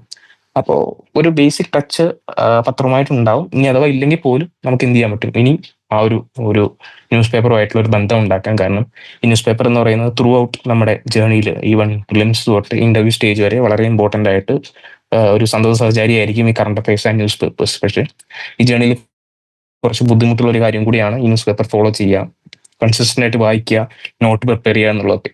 അപ്പം അതിന് നിങ്ങൾക്ക് ചെയ്യുന്നത്, നിങ്ങൾ ഹിന്ദു വായിച്ച് തുടങ്ങാത്ത ആളുകളാണെങ്കിൽ നിങ്ങൾക്ക് ഇനീഷ്യലി ഹിന്ദു വായിച്ച് തുടങ്ങാം. അപ്പോൾ ഹിന്ദു ഇനീഷ്യലി വായിക്കുമ്പോൾ ചിലപ്പോൾ നിങ്ങൾക്ക് തോന്നും ലാംഗ്വേജ് പ്രൊഫഷൻസി ഇല്ല, അയ്യോ എനിക്കിത് മനസ്സിലാവുന്നില്ലല്ലോ. അപ്പോൾ ഇനീഷ്യലി എല്ലാവർക്കും ആ ബുദ്ധിമുട്ടുണ്ട്. ഇൻ കേസ് ഞാനൊക്കെ ഹിന്ദു വായിക്കുന്ന പ്രിപ്പറേഷൻ വന്നതിന് ശേഷമാണ്, അത് 2023 അതിന് മുമ്പ് ഞാൻ ഹിന്ദു വായിച്ചിട്ടില്ല. അപ്പൊ ഇനീഷ്യലി അത് വായിക്കുമ്പോൾ എല്ലാവർക്കും ബുദ്ധിമുട്ടാണ്. എത്ര ഇംഗ്ലീഷ് മീഡിയത്തിൽ പഠിച്ചവരാണെങ്കിലും മീൻസ് അത്ര ഹെവി ലാംഗ്വേജ് പ്രൊഫഷൻസി ഇല്ലെങ്കിൽ അത് വായിച്ച ഇനീഷ്യലി ബുദ്ധിമുട്ടാണ്. അപ്പൊ നിങ്ങൾ ആദ്യം കുറച്ച് ബുദ്ധിമുട്ടാണ്. അപ്പൊ നിങ്ങൾ ആ ഒരു ബുദ്ധിമുട്ട് ഓർത്തിട്ട് അയ്യോ പത്രം വായിക്കാൻ പറ്റില്ല എന്ന് വെച്ചിട്ട് പോയത്. കുറേശ്ശെ നമുക്ക് എന്ത് ചെയ്യാൻ പറ്റും, ഈ പത്രം വായിച്ചു തുടങ്ങി കുറച്ച് കഴിയുമ്പോൾ നമുക്ക് അവരുടെ ലാംഗ്വേജ്, അവരുടെ ഒരു വേർഡ് യൂസേജ് ഒക്കെ മനസ്സിലാവും. കാരണം കുറെ കഴിയുമ്പോൾ നമുക്ക് മനസ്സിലാവും ഇതൊരു സെയിം ഫ്രേസസ് ആണ്, സിമിലർ ഫ്രേസസ് ആണ്. ഇപ്പോൾ ഇന്റർനാഷണൽ റിലേഷൻസിൽ അല്ലെങ്കിൽ എക്കോണമിയിലൊക്കെ വരുന്ന സിമിലർ ലാംഗ്വേജ് ആണ്, സിമിലർ ഫേസസ് ആണ്. അപ്പോൾ ഒരു തവണ നമ്മൾ ഡിക്ഷണറി എടുത്ത് നോക്കി അല്ലെങ്കിൽ ആ കൺസെപ്റ്റ് എന്താണെന്ന് നോക്കിക്കഴിഞ്ഞാൽ പിന്നീട് പലതവണ ആ സെയിം യൂസേജ് വരുമ്പോൾ നമുക്കത് മനസ്സിലാവും. അപ്പോൾ വീണ്ടും നമുക്കൊരു ബുദ്ധിമുട്ട് വരില്ല. അപ്പോൾ ആദ്യം നമ്മൾ 2 മണിക്കൂറോ 3 മണിക്കൂറോ പത്രം വായിക്കാൻ എടുത്തിരുന്ന ഒരു 1 hourലേക്കൊക്കെ ചുരുങ്ങി വരും. അപ്പം അത് കുറച്ച് കാലക്രമേണ എടുക്കുന്നതാണ്. അപ്പൊ പത്രം വായിക്കുമ്പോൾ എന്ത് വായിക്കണം, എന്താണ് പത്രത്തിൽ ഇമ്പോർട്ടന്റ്, റിലവന്റ് ആയിട്ടുള്ള എന്താണെന്ന് നിങ്ങൾക്ക് മനസ്സിലാവാൻ ബുദ്ധിമുട്ടുണ്ടെങ്കിൽ നിങ്ങൾക്ക് ചെയ്യാൻ പറ്റുന്ന കാര്യം, നിങ്ങൾ UPSCയുടെ സൈറ്റിൽ പോയിട്ട് നിങ്ങൾക്ക് UPSC സിവിൽ സർവീസ് എക്സാമിന്റെ സിലബസ് ഡൗൺലോഡ് ചെയ്തെടുക്കാൻ പറ്റും. അപ്പൊ അതിനകത്ത് പ്രിലിംസിന്റെ സിലബസ് ഉണ്ട്, മെയിൻസിന്റെ സിലബസ് ഉണ്ട്, ഓപ്ഷണൽ സിലബസ് ഉണ്ട്. അപ്പൊ ഈ സിലബസ് നോക്കുമ്പോൾ നിങ്ങൾക്ക് ജനറൽ സ്റ്റഡീസിന്റെ പേപ്പേഴ്സ് 1, 2, 3, 4 എടുക്കാൻ പറ്റും. അപ്പൊ ഇതിനകത്ത് എന്തൊക്കെയാണ് വാർത്തകൾ, ഇപ്പോൾ ഇന്റർനാഷണൽ റിലേഷൻ എന്ന് പറഞ്ഞൊരു ഭാഗമുണ്ട്. അപ്പോൾ നമ്മൾ ഇന്റർനാഷണൽ റിലേഷൻ എന്ന് പറയുമ്പോൾ നിങ്ങൾ പത്രം എടുത്ത് നോക്കുമ്പോൾ കാണും നമ്മൾ പല രാജ്യങ്ങളുമായിട്ട് എങ്ങനെയാണ് ഇടപഴകുന്നത്, അല്ലെങ്കിൽ എന്തൊക്കെ എൻഗേജ്മെന്റ്സ് ഉണ്ട്. അപ്പോൾ ഇന്ത്യയും UK-യുമായിട്ട് ഒരു ട്രേഡ് പാക്ട് ഉണ്ടാക്കിയിട്ടുണ്ട്. അപ്പോൾ ആ വാർത്ത നമ്മൾ ഇന്നത്തെ ഹിന്ദുവിൽ കാണുമ്പോൾ അത് ഇമ്പോർട്ടൻ്റ് ആണെന്ന് മനസ്സിലാവും. നമ്മൾ സിലബസ് ഓൾറെഡി അറിയാം. സിലബസ് നോക്കിയപ്പോൾ ഇത്തരം കുറച്ച് വാക്കുകൾ കണ്ടു, ഇന്റർനാഷണൽ റിലേഷൻ എന്നുള്ള ഭാഗമുണ്ട്. അപ്പോൾ കുറെ കാര്യങ്ങൾ നമുക്ക് മനസ്സിലായി. പിന്നെ നിങ്ങൾ ഹിന്ദു പത്രം എടുക്കുമ്പോൾ ഇപ്പോൾ 2ാമത്തെ 3ാമത്തെ പേജിൽ ഇപ്പോൾ കേരള സ്പെസിഫിക് ആയിട്ടുള്ള കുറെ ന്യൂസുകൾ കാണും, കേരളത്തിലെ പൊളിറ്റിക്സ് കാണും. അപ്പോൾ ഒരു പൊളിറ്റിക്സ് ബേസ്ഡ് ആയിട്ടുള്ള സാധനം സിലബസ് ആയിട്ട് കൊടുത്തിട്ടില്ല എന്ന് മനസ്സിലാവും. അപ്പോൾ അത്തരം പൊളിറ്റിക്കൽ ന്യൂസുകൾ അല്ലെങ്കിൽ പൊളിറ്റിക്കൽ ഇഷ്യൂസ് അത്ര ഇമ്പോർട്ടൻ്റ് അല്ല. മീൻസ് രാഷ്ട്രീയ പാർട്ടികളുമായി ബന്ധപ്പെട്ട് അവർ അങ്ങോട്ടും ഇങ്ങോട്ടും മീൻസ് പ്രശ്നങ്ങളോ വിവാദങ്ങളോ അത്ര UPSC ആ സിലബസിൽ ഫോക്കസ് ചെയ്യുന്നില്ല, അല്ലെങ്കിൽ അത് ഇമ്പോർട്ടൻ്റ് ഇല്ല എന്ന് മനസ്സിലാവും. അപ്പോൾ കുറച്ച് കാര്യങ്ങൾ ഇമ്പോർട്ടൻ്റ് ആണ്, കുറച്ച് കാര്യങ്ങൾ ഇമ്പോർട്ടൻ്റ് ഇല്ല എന്ന് മനസ്സിലാവുന്നു. സിലബസ് ഒന്ന് ജസ്റ്റ് നിങ്ങൾക്ക് ഒരുപാട് ഡീറ്റെയിൽസ് സിലബസിൽ നിന്ന് കിട്ടില്ല, പക്ഷേ ഒരു ഓവർവ്യൂ ഓഫ് സിലബസ് കിട്ടും. അത് വെച്ചിട്ട് നിങ്ങൾക്ക് എന്ത് ചെയ്യാൻ പറ്റും, പിക്ക് ചെയ്യാൻ പറ്റും ഏതാണ് നിങ്ങൾക്ക് ആവശ്യമുള്ള വാർത്ത അല്ലെങ്കിൽ ആവശ്യമുള്ളത് ഏതാണ് എന്ന് മനസ്സിലാവും.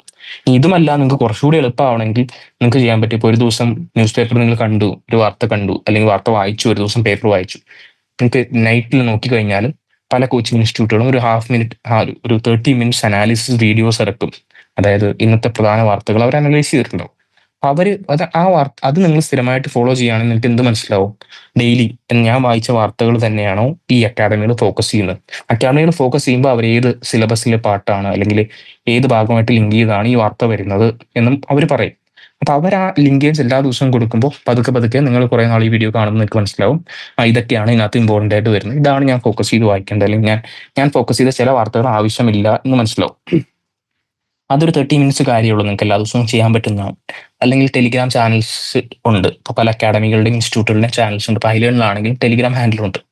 ഐലേണിൽ ടെലിഗ്രാം ഹാൻഡിലും രാവിലെ എന്തുണ്ട്, രാവിലെ ഒരു പോയിന്റർ ഇടും, ഏതൊക്കെയാണ് ഇന്നത്തെ ഹിന്ദു പത്രത്തിലെ മെയിൻ ന്യൂസ് എന്നുള്ളത് രാവിലെ 7 മണിക്ക് തന്നെ ഇടും.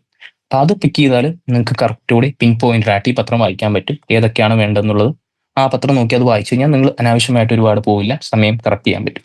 പിന്നെ ഇനീഷ്യലി നോട്ട്സ് പ്രിപ്പയർ ചെയ്യണമെന്ന് ചോദിച്ചാൽ ഒരുപാട് നോട്ട്സ് പ്രിപ്പയർ ചെയ്യാൻ ചിലപ്പോൾ നിങ്ങൾക്ക് ഇനീഷ്യലി പറ്റിയെന്നില്ല, ഇനീഷ്യലി പറ്റണം എന്നില്ല, ഇനീഷ്യലി അത് ചിലപ്പോൾ ബുദ്ധിമുട്ടായിരിക്കും നോട്ട്സ് ഉണ്ടാക്കുക എന്നുള്ളത്. പക്ഷേ കുറേ നാൾ പത്രം വായിക്കുക, നിങ്ങൾ വായിക്കാരണം എപ്പോഴും നിങ്ങൾ മീൻസ് നിങ്ങളിപ്പോൾ പഠിക്കുന്ന ഇതുള്ള തൊട്ട് നോട്ട് വേണോ അല്ലെങ്കിൽ അത് തൊട്ടുള്ള കറണ്ട് അഫയേഴ്സ് UPSC ചോദിക്കുമോ എന്ന് ഡൗട്ട് വരാം. പക്ഷേ ബേസിക്കലി നമ്മൾ പറയുമ്പോൾ എപ്പോഴും നിങ്ങൾ ഇപ്പോൾ 2028 29 കൊടുക്കുന്നെങ്കിൽ അതിന് ജസ്റ്റ് 1 ഇയർ മുമ്പുള്ള ഒരു 1 ഇയർ കറണ്ട് അഫയേഴ്സിന് നോട്ട്സ് ആയിരിക്കും നമുക്ക് മേജർലി വേണ്ടത്. അപ്പം നിങ്ങൾ ഇന്ന് തൊട്ടേ കറണ്ട് അഫയേഴ്സിന് നോട്ട്സ് ഉണ്ടാക്കി പ്രിപ്പയർ ചെയ്ത് വെച്ചാൽ അത് അന്ന് ഉപകരിക്കും എന്ന് വെച്ചാൽ അത് ഡിബേറ്റബിൾ ആണ്, ചിലപ്പോൾ ഉപകാരപ്പെട്ടേക്കാം. പക്ഷേ ഇതൊരു ക്യുമുലേറ്റീവ് നോളജ് ആണ്. നിങ്ങൾ ഇന്ന് വായിക്കുന്ന ചിലപ്പോൾ ഒരു കാര്യമായിരിക്കും നിങ്ങൾ സ്ട്രൈക്ക് ചെയ്ത് കിടക്കുന്നത്, അത് ചിലപ്പോൾ നിങ്ങളെ അന്ന് ഉപകാരപ്പെട്ടേക്കും. റാദർ ദാൻ നിങ്ങളെ ആ ഒരു പെർട്ടിക്കുലർ ന്യൂസ് കണ്ട് അത് നോട്ട്സ് മേക്ക് ചെയ്യുന്നേക്കാൾ ആ ഒരു ബേസിക് ഫാക്ട് അല്ലെങ്കിൽ ഒരു ഹാബിറ്റ് കൊണ്ടുണ്ടാകുന്ന ഒരു സ്ട്രൈക്കിംഗ് ചില കാര്യങ്ങളുണ്ടാവും, ചില കൺസെപ്റ്റുകൾ നിങ്ങളുടെ മനസ്സിൽ എപ്പോഴും കിടക്കും. ചിലപ്പോൾ അതായിരിക്കാം നിങ്ങൾക്ക് അന്ന് സഹായമായി തോന്നുന്നത്, പക്ഷെ അത് നോട്ട് വായിച്ചിട്ടായിരിക്കില്ല. പത്രം ആ വാർത്ത കണ്ടുകൊണ്ടായിരിക്കാം നിങ്ങളുടെ മനസ്സിൽ കിടക്കുന്നത്. അത് വെച്ച് ചിലപ്പോൾ പല ലോജിക്കലി പല ഉത്തരങ്ങൾ കണ്ടെത്താനും പല ഉത്തരത്തിനും ആൻസർ കൊടുക്കാനും ഈവൻ ഇന്റർവ്യൂവിന് പോലും ചിലപ്പോൾ നിങ്ങൾക്ക് 2-3 വർഷങ്ങൾക്ക് മുമ്പ് പത്രം വായിച്ച കാര്യങ്ങളായിരിക്കാം നിങ്ങളുടെ മനസ്സിൽ വരുന്ന ആ സമയത്ത് ചിലപ്പോൾ അത് പറയാൻ പറ്റും. പക്ഷേ ഇപ്പോഴേ നോട്ട്സ് പ്രിപ്പയർ ചെയ്യണമെന്ന് ഞാൻ ഇൻസിസ്റ്റ് ചെയ്യില്ല.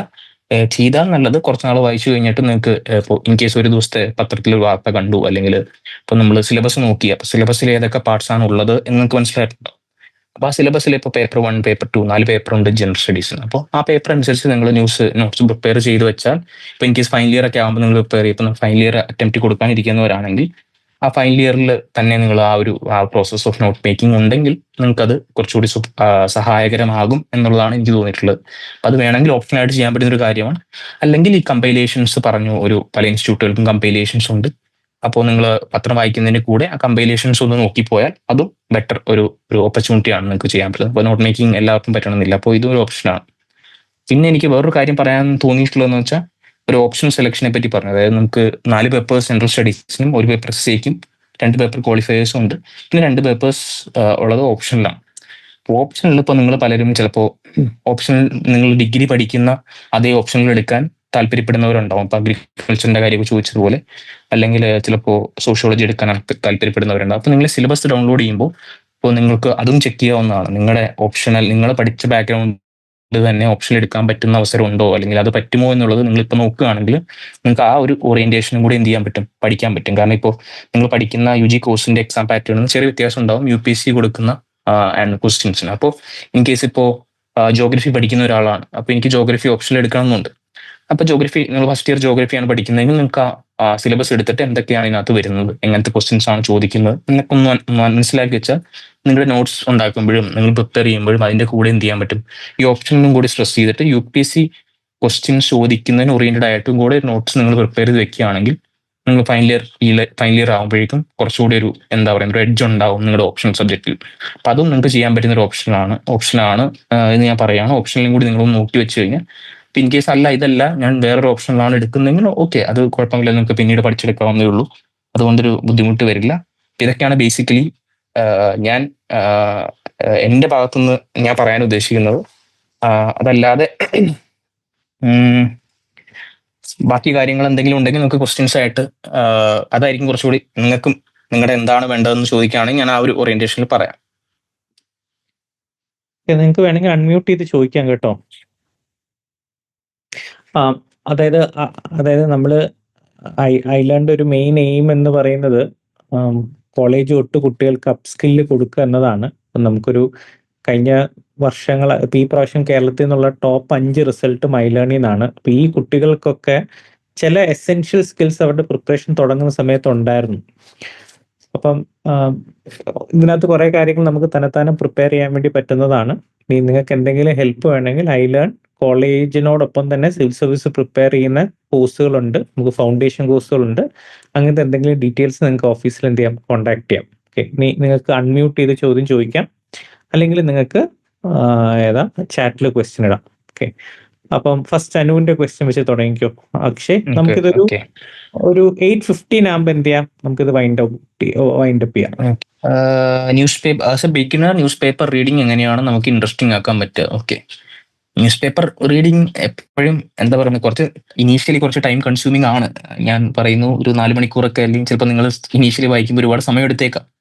പക്ഷെ അത് ഇൻട്രസ്റ്റിംഗ് ആക്കാൻ പറ്റുമെന്ന് ചോദിച്ചു കഴിഞ്ഞാൽ എന്താ ഇത് എന്തായാലും നമുക്ക് ഒഴിച്ചുകൂടാൻ പറ്റാത്തൊരു കാര്യമാണ്. ഇതെന്തായാലും വായിച്ചേ പറ്റുള്ളൂ. അപ്പോൾ ചെയ്യാൻ പറ്റുന്ന ഒരു കാര്യം, നിങ്ങൾക്ക് ഇപ്പോൾ ന്യൂസ് പേപ്പർ റീഡിങ്, ഞാൻ കറണ്ട് അഫയേഴ്സ് അസച്ച് പറയുകയാണെങ്കിൽ, കറണ്ട് അഫയേഴ്സ് നിങ്ങൾക്ക് കുറച്ചുകൂടി ഇന്നോവേറ്റീവ് ആയിട്ട് പഠിക്കണമെന്നുണ്ടെങ്കിൽ, നിങ്ങൾക്ക് സമയമുണ്ടെങ്കിൽ, ഇപ്പോൾ സാർ ഇപ്പോൾ ഓൾ ഇന്ത്യ റേഡിയോന്റെ കാര്യം പറഞ്ഞല്ലോ, നിങ്ങൾ ഓൾ ഇന്ത്യ റേഡിയോ ന്യൂസുകളൊക്കെ കേൾക്കുമായിരുന്നു. അപ്പോൾ അതുപോലെ ഇന്ന് കുറച്ച് ന്യൂസ് അനാലിസിസുകളൊക്കെ ഉണ്ട്. ഇപ്പോൾ നിങ്ങൾക്ക് ഇൻ കേസ് നിങ്ങൾക്ക് കേൾക്കാൻ ഇപ്പോൾ പോഡ്കാസ്റ്റുകൾ കേൾക്കുന്നവരുണ്ടാവും. അപ്പോൾ ന്യൂസ് അനാലിസിസ് ഒക്കെ വരുന്ന പല കാര്യങ്ങൾ, ഇപ്പോൾ നിങ്ങൾ ഇന്ത്യൻ എക്സ്പ്രസിന്റെ ആണെങ്കിൽ തന്നെ അവരുടെ ഒരു അനാലിസിസ് ഉണ്ട്, ഒരു 30 മിനിറ്റ്സ് ഒക്കെ വരുള്ളത്. അതൊരു പോഡ്കാസ്റ്റ് പോലെയാണ്. നിങ്ങൾക്ക് ഫുഡ് കഴിക്കുമ്പോഴോ അല്ലെങ്കിൽ നിങ്ങൾ ട്രാവൽ ചെയ്യുമ്പോഴൊക്കെ കേൾക്കാൻ പറ്റും. അതുപോലെ ശേഖർ ഗുപ്തയുടെ കട്ട് ദ ക്ലട്ടർ എന്ന് പറയുന്ന ഒരു ഇതുണ്ട്, പോഡ്കാസ്റ്റ് ആണ്. അതും കറണ്ട് അഫയേഴ്സ് ബേസ്ഡ് ആണ്, ഒരു ന്യൂസ് അനാലിസിസ് ആണ്, അല്ലെങ്കിൽ ന്യൂസ് ചർച്ച ചെയ്യുന്നതാണ്. അതൊക്കെ കേൾക്കുമ്പോൾ നിങ്ങൾക്ക് കുറച്ചുകൂടി ഇന്നോവേറ്റീവ് ആയിട്ട് കറണ്ട് അഫയേഴ്സ് ഡീൽ ചെയ്യാൻ പറ്റും. പക്ഷേ പത്രം അസച്ച് എങ്ങനെ ഇൻട്രസ്റ്റിംഗ് ആക്കാൻ ചോദിച്ചാൽ, നിങ്ങൾ കുറച്ച് സെലക്റ്റീവ് ആയിട്ട് റീഡ് ചെയ്യുകയാണെങ്കിൽ നിങ്ങൾക്ക് കുറച്ച് ടൈം കുറയ്ക്കാൻ പറ്റും. അല്ലാതെ ഒരുപാട് മീൻസ് ആ ഒരു പോയിന്റഡ് ആയിട്ട് വായിക്കുക. ഞാൻ പറഞ്ഞല്ലോ, രാവിലെ ഇപ്പോൾ ഐലൻഡ് ആണെങ്കിലും ഒരു പോയിന്റർ ഉണ്ട്, അപ്പോൾ അത് ടെലിഗ്രാം ഫോളോ ചെയ്താൽ കിട്ടും. ആ ന്യൂസുകൾ മാത്രം വായിച്ചു കഴിഞ്ഞാൽ നിങ്ങൾക്ക് ഒരു 1 hour പത്രം വായന തീർക്കാൻ പറ്റും. അപ്പോൾ അങ്ങനെ കുറച്ച് ഇൻട്രസ്റ്റ് ആകാം. പോഡ്കാസ്റ്റുകൾ കേൾക്കാം, ഇതുപോലെ 1-2, ഒരുപാട് കേൾക്കണം എന്നില്ല. നിങ്ങൾ സമയം വെച്ച് നിങ്ങൾ ട്രാവൽ ചെയ്യുമ്പോഴോ നിങ്ങൾ മറ്റ് ജോലികൾ ചെയ്യാതിരിക്കുമ്പോൾ ഇതൊക്കെ, ഈ അനാലിസിസ് ഒക്കെ കേട്ട് കഴിഞ്ഞാൽ കുറച്ച് ഇൻട്രസ്റ്റിംഗ് ആയിരിക്കാം. പത്രം മാത്രം മീൻസ് അതും current affairs, part of current affairs ആണ്. ഇനി UPSC പാറ്റേൺ ചേഞ്ച് ഉണ്ടോ? UPSC പാറ്റേൺ ചേഞ്ച് ഉണ്ടോ എന്ന് ചോദിച്ചു കഴിഞ്ഞാൽ 2014 വരെയുള്ള പാറ്റേൺ ചേഞ്ച് ചെയ്തിട്ടുണ്ട്. പാറ്റേൺ മീൻസ് മൊത്തം സിലബസിൽ തന്നെ കുറച്ച് വ്യത്യാസങ്ങളും ഇപ്പോൾ 2 ഓപ്ഷനിൽ എന്നുള്ളത് ഒരു ഓപ്ഷനിലായിട്ടുണ്ട്. പക്ഷേ മേജർ ഒരു പാറ്റേൺ, ഇപ്പോൾ ക്വസ്റ്റ്യൻ, ഇപ്പോൾ പ്രിലിംസ് വരുമ്പോൾ ചില പ്രിലിംസിലെ ക്വസ്റ്റ്യൻസിൽ സിലബസ് ഒന്നും മാറിയിട്ടില്ലെങ്കിലും ചില ന്യൂ ടൈപ്പ് ഓഫ് ക്വസ്റ്റ്യൻസ് വരാം, ചില ടൈപ്പ് ഓഫ് ക്വസ്റ്റ്യൻ ക്യാൻസൽ ചെയ്യാം. അപ്പം അങ്ങനെ ചെറിയ പാറ്റേൺസ് ഉള്ളൂ. പക്ഷേ സിലബസ് അസച്ച് ഈ അടുത്ത് കുറച്ച് നാളായിട്ട് ചേഞ്ച് ചെയ്തിട്ടില്ല. അത് അങ്ങനെ തന്നെയാണ് പോകുന്നത്. നിങ്ങൾ ഇനിയിപ്പോൾ 2-3 വർഷത്തിനുള്ളിൽ എഴുതുമ്പോഴും ഉടനടി ഒരു മാറ്റം ഉണ്ടോ എന്ന് എനിക്കറിയില്ല, എനിക്ക് തോന്നുന്നില്ല. മീൻസ് സാറിന് ഉണ്ടെന്ന് തോന്നുന്നില്ല. അങ്ങനെ എപ്പോഴും പാറ്റേൺ ചേഞ്ച് ചെയ്യാറില്ല ഉടനെ. ക്വസ്റ്റ്യൻ ചിലപ്പോൾ ക്വസ്റ്റ്യൻ ഫ്രെയിമിങ്ങോ അല്ലെങ്കിൽ ടൈപ്പ് ഓഫ് ക്വസ്റ്റ്യൻസ് ചെറുതായിട്ട് മാറാം, പക്ഷെ അണ്ടർലൈൻ സിലബസ് ഒക്കെ സെയിം തന്നെ ആയിരിക്കും ഏറെക്കുറെ. So based on what you said about NCERTs, should we just read and understand the NCERT textbooks from class 6 to 10 and study the 11th and 12th in depth? Or do we need to study all the NCERTs from 6 to 12 thoroughly? I'm asking this because there's a difference between reading and okay. എനിക്ക് മനസ്സിലായി, question ഉദ്ദേശിച്ചത് എന്താണെന്ന് മനസ്സിലായി. അതായത് 6th നമുക്ക് basically content വേണ്ടത്, അല്ലെങ്കിൽ answer എഴുതാൻ ആയിട്ടുള്ള ആവശ്യമുള്ളത്, അല്ലെങ്കിൽ പ്രിലിംസിന് ക്വസ്റ്റ്യൻ സോൾവ് ചെയ്യാൻ ആവശ്യമുള്ള ഉപകരിക്കുന്ന സാധനങ്ങൾ 11th 12th NCERTs ആണ്. അപ്പൊ അതാണ് നമ്മൾ ഫോക്കസ്ഡ് ആയിട്ട് നോട്ട്സ് ഉണ്ടാക്കേണ്ടത്, അല്ലെങ്കിൽ നമ്മൾ പഠിക്കേണ്ടത് അതാണ്. ഞാൻ 6th to 10th NCERTs പറഞ്ഞത് നിങ്ങളുടെ ഒരു അണ്ടർസ്റ്റാൻഡിങ്ങിന് വേണ്ടിയാണ്. അപ്പൊ നിങ്ങളത് ഭയങ്കര അതിലത്തെ കണ്ടന്റ് ഭയങ്കര സീരിയസ് ആയിട്ട് ബൈഹാർട്ട് ചെയ്യണമെന്നല്ല. നിങ്ങളുടെ അണ്ടർസ്റ്റാൻഡിങ് നന്നാവാൻ, ഇപ്പൊ 11th 12th understanding NCERTs understanding നന്നാവാൻ വേണ്ടി ഇത് റീഡ് ചെയ്യാന്നുള്ളതേ ഉള്ളൂ. 1 or 2 times നിങ്ങളൊന്ന് ജസ്റ്റ് റീഡ് ചെയ്ത് കഴിഞ്ഞാൽ നല്ലതാണ്, അത്രയേ ഉള്ളൂ. അല്ലാണ്ട് അതിൽ നിന്ന് ഒരുപാട് കാര്യമായിട്ട് പഠിക്കണമെന്നില്ല. Next question. Daily, how many hours you dedicated for studies and your option was? എത്ര മണിക്കൂർ നമ്മൾ ഡെഡിക്കേറ്റ് ചെയ്യുന്നു എന്നുള്ളത് ഓരോരുത്തരുടെയും, ഇപ്പോൾ നമ്മുടെ ലേണിംഗ് എബിലിറ്റീസ് അല്ലെങ്കിൽ നമ്മുടെ സ്കിൽസ് പോലെയൊക്കെ ഇരിക്കും. അപ്പോൾ ചിലർക്ക് 6 മണിക്കൂർ കൊണ്ട് ചിലർ പഠിക്കുന്ന കാര്യം ചിലർ 3 മണിക്കൂർ കൊണ്ട് പഠിക്കും. അത് നിങ്ങൾ വായിച്ചു വരുമ്പോൾ നിങ്ങൾക്ക് മനസ്സിലാവും ഏകദേശം എത്ര മണിക്കൂർ പഠിക്കണം അല്ലെങ്കിൽ എത്ര സമയം ഇരിക്കണം എന്നുള്ളത്. നിങ്ങൾ പഠിച്ച് തുടങ്ങുമ്പോൾ നിങ്ങൾക്ക് മനസ്സിലാവും. അപ്പം ഞാനും എന്തായാലും ഒരു പല സ്റ്റേജിലും പല പോലെ ആയിരുന്നു. അപ്പോൾ ഇനീഷ്യലി ചിലപ്പോൾ 4 മണിക്കൂറൊക്കെ ആയിരുന്നിരിക്കാം, മെയിൻസ് ഒക്കെ ആയിരുന്നിരിക്കും ഒരു 8-9 മണിക്കൂറൊക്കെ പോവാം. അപ്പം അത് ഡിപ്പെൻസ് ഓൺ എൻ്റെ ഒരു ഇതും അതുപോലെ തന്നെ സ്റ്റേജ് ഓഫ് എക്സാമിനേഷൻ അനുസരിച്ച് അത് മാറും. അപ്പോൾ അത് ഭയങ്കര ഡിഫറൻസ് ഉള്ള ഒരു ക്വസ്റ്റൻ ആണ്. അതിൽ ഒരു സിംഗിൾ ആൻസർ പറയാൻ ബുദ്ധിമുട്ടായിരിക്കും. ഓപ്ഷൻ ആന്ത്രപ്പോളജി ആയിരുന്നു എൻ്റെ option. How should be study NCERT? Means അതാണ് ഞാൻ ഒരു ബേസിക് അണ്ടർലൈൻ കൊടുത്തത്. ഏതൊക്കെ 6 to 10th എങ്ങനെ വായിക്കണം, 11th 12th അത് ക്ലിയർ ആയെന്ന് വിചാരിക്കുന്നു. NCERT നോട്ട് പ്രിപ്പയർ ചെയ്യണോ? NCERT നോട്ട്സ് പ്രിപ്പയർ ചെയ്യണമെന്ന് ചോദിച്ചാൽ എനിക്ക് തോന്നുന്നു 6 to 10th NCERTs notes prepare ചെയ്യുന്ന അത്രയും ഉപകാരപ്പെടുമെന്ന് എനിക്കറിയില്ല. 11th 12th NCERTs നിങ്ങൾക്ക് ഇപ്പോൾ ജോഗ്രഫിക്ക് ആണെങ്കിൽ നോട്ട്സ് പ്രിപ്പയർ ചെയ്താൽ നല്ലതായിരിക്കും. ഹിസ്റ്ററി ഒക്കെ ആണെങ്കിൽ നോട്ട്സ് ഉണ്ടെങ്കിൽ നല്ലതായിരിക്കും. എക്കണോമിക്സിന്റെ നോട്ട്സ് നല്ലതായിരിക്കും. അപ്പോൾ ഇത്തരം 11th 12th NCERTs നോട്ട്സ് ഉണ്ടെങ്കിൽ നല്ലതാണ്. നിങ്ങൾക്ക് ടൈം ഉണ്ടെങ്കിൽ നോട്ട്സ് പ്രിപ്പയർ ചെയ്യാവുന്നതാണ്. Sir, after completing graduation, then getting enrolled in PCM course, can I crack UPSC in that attempt? തീർച്ചയായിട്ടും അങ്ങനെ ഇപ്പൊ ഞാനൊക്കെ അങ്ങനെ PCM കോഴ്സ് എടുത്തിട്ട് മീൻസ് ഗ്രാജുവേഷൻ കഴിഞ്ഞ് ഞാൻ 1 ഇയർ ജോലി ചെയ്തിട്ട് പിന്നെ പോയി PCM കോഴ്സിലായാലാണ് PCM ജോയിൻ ചെയ്തു. അത് കഴിഞ്ഞുള്ള എൻ്റെ അറ്റംപ്റ്റിലാണ് ഞാൻ ക്രാക്ക് ചെയ്തത്. അങ്ങനെ ക്രാക്ക് ചെയ്ത് എല്ലാ വർഷവും നമ്മുടെ ഇൻസ്റ്റിറ്റ്യൂട്ടിൽ നിന്ന് ആളുകൾ ഉണ്ടാവാറുണ്ട് ക്രാക്ക് ചെയ്ത്. അപ്പോൾ അത് സാധ്യമായ ഒരു കാര്യമാണ്. പ്രോപ്പർലി നിങ്ങൾ ഡെഡിക്കേറ്റഡ് ആയിട്ട് 1 ഇയർ കൊടുത്തു കഴിഞ്ഞാൽ പറ്റുന്ന ഒരു കാര്യമാണ്. നിങ്ങൾക്ക് ആ സമയത്ത് ഇപ്പോൾ നിങ്ങൾക്ക് ഒരു ബേസിക്സ് ഇപ്പോൾ നിങ്ങൾ ഗ്രാജുവേഷനിൽ പോയിക്കൊണ്ടിരിക്കുകയായിരിക്കും. അപ്പോൾ ഗ്രാജുവേഷൻ സമയത്ത് ഇതുപോലെ ഞാൻ പറഞ്ഞ കുറച്ച് ബേസിക് കാര്യങ്ങൾ ചെയ്തു കഴിഞ്ഞാൽ നിങ്ങളുടെ ഇപ്പൊ ഞാൻ അതുപോലെ ഒന്നും ചെയ്തിട്ടില്ല, പക്ഷെ നിങ്ങൾ ചെയ്യാൻ പറ്റിയാൽ എന്നേക്കാൾ എളുപ്പത്തിൽ അല്ലെങ്കിൽ എന്നേക്കാൾ നല്ല റാങ്ക് നിങ്ങൾക്ക് വാങ്ങിക്കാൻ പറ്റും. So do you suggest reading Tamil Nadu NCERT ബുക്സും ചിലർ സജസ്റ്റ് ചെയ്യാറുണ്ട്. അപ്പം നിങ്ങളിത് എല്ലാം ഇപ്പൊ ഹിസ്റ്ററിക്ക് ആൻഡ് ആർട്ട് ആൻഡ് കൾച്ചറിനായിരിക്കും അത് പറയുന്നത്. അപ്പോൾ ആർട്ട് ആൻഡ് കൾച്ചറിൽ ഞാൻ ഫോളോ ചെയ്തിരുന്ന നിതിൻ സിംഗാനിയ എന്ന് പറഞ്ഞ ബുക്കാണ്. ഈ തമിഴ്നാട് ബുക്ക് പറയുന്നത് എനിക്കൊന്ന് ആർട്ട് ആൻഡ് കൾച്ചറാണെന്ന് തോന്നുന്നു. എനിക്ക് ഞാനത് ഫോളോ ചെയ്തിട്ടില്ല, കാരണം നമ്മൾ ഒരു സ്പെസിഫിക് സോഴ്സിലായിരിക്കും, ഏതെങ്കിലും ഒരു സോഴ്സ് ആയിരിക്കും നമ്മൾ മൾട്ടിപ്പിൾ ടൈംസ് റീഡ് ചെയ്യുക. അല്ലാതെ ഇപ്പൊ NCERT വായിക്കുന്നുണ്ട്, അതും വായിക്കുന്നുണ്ട്, നിതിൻ സിംഗാനിയും വായിക്കുന്നുണ്ട്, എല്ലാം കൂടി ഒരുമിച്ച് വേണമെന്നില്ല. അപ്പൊ എനിക്ക് തോന്നുന്നു ഇത് ഞാൻ എന്റെ പേഴ്സണലി ഫോളോ ചെയ്തിട്ടില്ല, പക്ഷെ നല്ലതാണെന്ന് പലരും പറഞ്ഞു കേട്ടിട്ടുണ്ട്. സോ ലാംഗ്വേജിന്റെ കാര്യം പറയുമോ എന്ന് ചോദിച്ചാൽ, ലാംഗ്വേജിന്റെ കാര്യം ഇംഗ്ലീഷ് ലാംഗ്വേജ് ആയിരിക്കും. ഐ ഗസ് ഇംഗ്ലീഷ് ലാംഗ്വേജിന്റെ കാര്യമായിരിക്കും ഉദ്ദേശിക്കുന്നത്. നമ്മൾ ഒരുപാട് സ്കിൽസ് നമുക്ക് വേണം. ഒരുപാട് ഇംഗ്ലീഷ് പ്രൊഫഷൻസി ഡിമാൻഡ് ചെയ്യുന്ന ഒരു എക്സാം അല്ല ഇത്. അവർ ചെക്ക് ചെയ്യുന്നത് നമ്മുടെ ഇംഗ്ലീഷ് പ്രൊഫഷൻസിയേക്കാൾ ഉപരി നമ്മുടെ അനാലിറ്റിക്കൽ സ്കിൽസും നമ്മൾ എങ്ങനെയാണ് ഓരോ ഇഷ്യൂസ് ഡീൽ ചെയ്യുന്നത്, എങ്ങനെയാണ് ആൻസേഴ്സ് കൊടുക്കുന്നുള്ളതാണ്. ഇപ്പൊ ഇംഗ്ലീഷ് പ്രൊഫഷൻസി അത്ര മാറ്റർ ചെയ്യുന്നില്ല. ഈവൻ ഇന്റർവ്യൂവിന് പോലും ഇംഗ്ലീഷ് പ്രൊഫഷൻസി ഇപ്പോൾ ചിലർ ഇപ്പൊ മലയാളത്തിൽ ഇന്റർവ്യൂ കൊടുക്കാൻ പറ്റുമെന്ന് ചോദിക്കുന്നുണ്ട്. മലയാളത്തിൽ ഇന്റർവ്യൂ കൊടുക്കാൻ പറ്റും, പക്ഷെ അത് ട്രാൻസ്ലേറ്റർ വെച്ചിട്ടായിരിക്കും. അപ്പൊ നമ്മൾ പറയുന്ന ഐഡിയാസ് എത്രത്തോളം ഇന്റർവ്യൂ ചെയ്യുന്ന ആൾക്ക് കൺവേഡ് ആവും എന്ന് നമുക്ക് ഉറപ്പില്ല. അപ്പോൾ ബെറ്റർ നിങ്ങൾക്ക് കുറച്ചെങ്കിലും ഒരു ഇംഗ്ലീഷ് പ്രൊഫഷൻസി, ഒരു ഇംഗ്ലീഷ് നിങ്ങൾക്ക് പറഞ്ഞാൽ മനസ്സിലാവുന്ന രീതിയിലുള്ള ഇംഗ്ലീഷ് അറിയാമെങ്കിൽ ഉറപ്പായിട്ടും നിങ്ങൾ ട്രാൻസ്ലേറ്റർ ഇല്ലാതെ ഇംഗ്ലീഷിൽ പറയുന്നതായിരിക്കും നല്ലത്. അതാണ് എപ്പോഴും ഇമ്പാക്ട് ഉണ്ടാക്കുക. അതായത് ഭയങ്കര ഭീകരമായ ഇംഗ്ലീഷ് ഒന്നും വേണ്ട. ഇപ്പൊ ഞാനൊക്കെ മീൻസ് നോർമൽ ഗവൺമെന്റ് സ്കൂളിൽ പഠിച്ചതാണ്. എനിക്കൊന്നും വലിയ ഇംഗ്ലീഷ് പ്രൊഫഷൻസി ഒന്നും ഇല്ല, പക്ഷെ ഞാൻ ട്രാൻസ്ലേറ്റർ ഒന്നും ഇല്ലാതെ മലയാളം ഇംഗ്ലീഷിൽ തന്നെയാണ് ഇന്റർവ്യൂ കൊടുത്തത്. ഇംഗ്ലീഷ് പേപ്പേഴ്സും എഴുതുന്നതിലും നമുക്ക് ബേസിക് സെന്റൻസസ് ഫ്രെയിം ചെയ്യാനും ബേസിക് കാര്യങ്ങൾ എഴുതാനുള്ള സ്കില്ല് മതി, അല്ലാണ്ട് അതിനപ്പുറത്തേക്കൊന്നും ആവശ്യമില്ല. So I am currently pursuing post-graduation, currently preparing one GS subject at a time for 1 hour per day and allotting 1 hour of current affairs. Is this effective? And also when to start preparing for CSAT and answer writing. Okay, നിങ്ങളിപ്പോ post graduation ആണെങ്കിൽ നിങ്ങൾക്ക് ഇത് 1 hour കൊടുക്കാൻ പറ്റുന്നുണ്ടെങ്കിൽ okay, നല്ലത്. GS subject നിങ്ങൾ syllabus വെച്ച് പഠിക്കുന്നുണ്ടെങ്കിൽ okay, നല്ലതാണ്. നിങ്ങൾ ഫൈനൽ ഇയർ മീൻസ് പോസ്റ്റ് ഗ്രാജുവേഷൻ്റെ ഫൈനൽ ഇയറിലാണ് നിങ്ങൾ എക്സാം എഴുതാൻ ഉദ്ദേശിക്കുന്നുണ്ടെങ്കിൽ CSAT അതിന്റെ കൂടെ നോക്കുന്നത്, അതായത് CSATന്റെ പ്രീവിയസ് ഇയർ ക്വസ്റ്റ്യൻസ് എടുത്ത് നോക്കുന്നത് നല്ലതായിരിക്കും. കാരണം CSAT ഒരു 2023 ഒരു 22 ആയപ്പോൾ 22-23 ഈ 24 അപ്പൊ ഈ കുറച്ച് സമയത്തായിട്ട് CSATും കുറച്ച് ബുദ്ധിമുട്ടായി വരുന്നുണ്ട്. അപ്പൊ അതും കൂടെ നിങ്ങളൊരു ഫൈനൽ ഇയർ ആകുമ്പോഴേക്കും ചെറുതായിട്ട് PYQs ഒക്കെ എടുത്ത് നോക്കുന്നത് നല്ലതായിരിക്കും. ഈ strategy means 1 hour per day എന്ന് വെച്ചാൽ നിങ്ങളിപ്പോൾ ഇൻ കേസ് പോസ്റ്റ് ഗ്രാജുവേഷൻ കഴിഞ്ഞ ഒരു 1 ഇയറും കൂടി കൊടുക്കാൻ നിങ്ങൾ ഉദ്ദേശിക്കുന്നുണ്ടെങ്കിൽ ഓക്കെ ആണ്. അല്ല, നിങ്ങൾ ഫൈനൽ ഇയറിന്റെ കൂടെ തന്നെ കൊടുക്കാനാണ് ഉദ്ദേശിക്കുന്നതെങ്കിൽ ഐ തിങ്ക് കുറച്ചുകൂടി സമയം നിങ്ങൾ കൊടുക്കേണ്ടി വരുമെന്നാണ് എനിക്ക് തോന്നുന്നത്. അല്ലാതെ മീൻസ് കൺസിസ്റ്റന്റ് ആയിട്ട് തന്നെ കൊടുക്കുക, മാക്സിമം സമയം കൊടുക്കുക.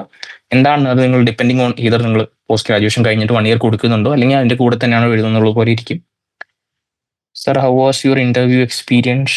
ഓക്കെ, ഇന്റർവ്യൂ എക്സ്പീരിയൻസ് വളരെ നല്ല എക്സ്പീരിയൻസ് ആണ്. കാരണം ഇൻ കേസ് നമ്മൾ UPSC ഒരിക്കലും ഒരു ഇന്റർവ്യൂ എന്നല്ല UPSC വിളിക്കുന്നത്. UPSC അതിനെ വിളിക്കുന്ന ഒരു പേഴ്സണാലിറ്റി ടെസ്റ്റ് എന്നാണ്.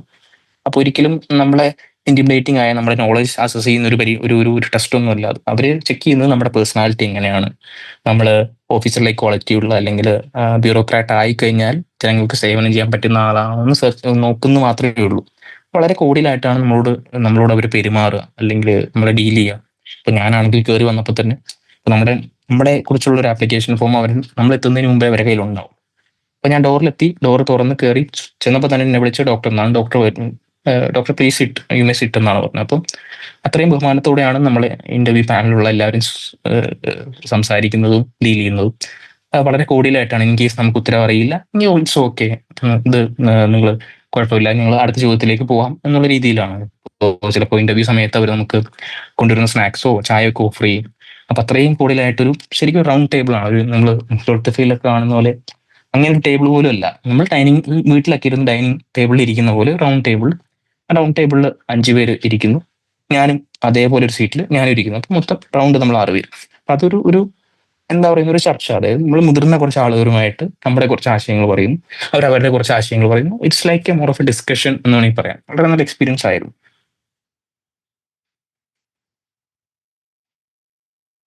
PCM course necessary for UPSC. PCM course necessary ഒന്നുമില്ല. നിങ്ങൾ PCM കോഴ്സ് എടുക്കുന്നതിന്റെ ഗുണം എന്ന് വെച്ചാൽ ഒരു സിസ്റ്റമാറ്റിക് ആയിട്ടൊരു ഒരു ടൈം ഷെഡ്യൂൾ തരും. ഇത്ര സമയത്തിനുള്ളിൽ ഇത്ര പോർഷൻസ് തീർക്കും. അപ്പൊ അങ്ങനെ ഒരു ഷെഡ്യൂൾ ഉണ്ടെങ്കിൽ നിങ്ങൾക്ക് പഠിക്കാൻ കുറച്ചുകൂടി എളുപ്പമായിരിക്കും. അത് ഇല്ലാതെയും ഒരുപാട് പേര് സ്വന്തമായിട്ട് ക്ലിയർ ചെയ്യുന്ന ആൾക്കാരുണ്ട്. അപ്പോൾ അതൊരു നെസസറി ഒന്നുമില്ല.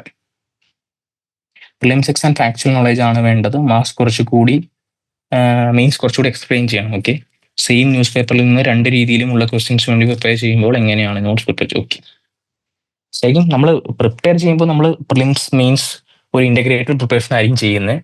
പക്ഷെ ചില ഇപ്പൊ ഇത് ചോദിച്ച ആൾക്ക് മീൻസ് ക്ലാരിറ്റി ഉണ്ട്, അത് ആ പറഞ്ഞ കാര്യം തന്നെയാണ് ശരിക്കും ചെയ്യുന്നത്. ഇപ്പൊ നമുക്ക് ഫാക്ച്വൽ ഇപ്പോൾ ഒരു സെയിം ന്യൂസിൽ തന്നെ ഇപ്പോൾ എന്താ പറയുന്ന ഒരു വാർത്ത കണ്ടു, ഇന്ത്യൻ എക്കോണമിയെ പറ്റിയുള്ള ഒരു വാർത്തയാണ്. അപ്പോൾ ഇന്ത്യൻ എക്കോണമിയെ കുറിച്ചുള്ള കുറച്ച് ഫാക്ച്വൽ കാര്യങ്ങളായിരിക്കും നമ്മളെടുത്ത് നോട്ട്സ് പ്രിപ്പയർ ചെയ്യുമ്പോൾ അതിനകത്ത് ആഡ് ചെയ്യുക പ്രിലിംസിന് വേണ്ടി.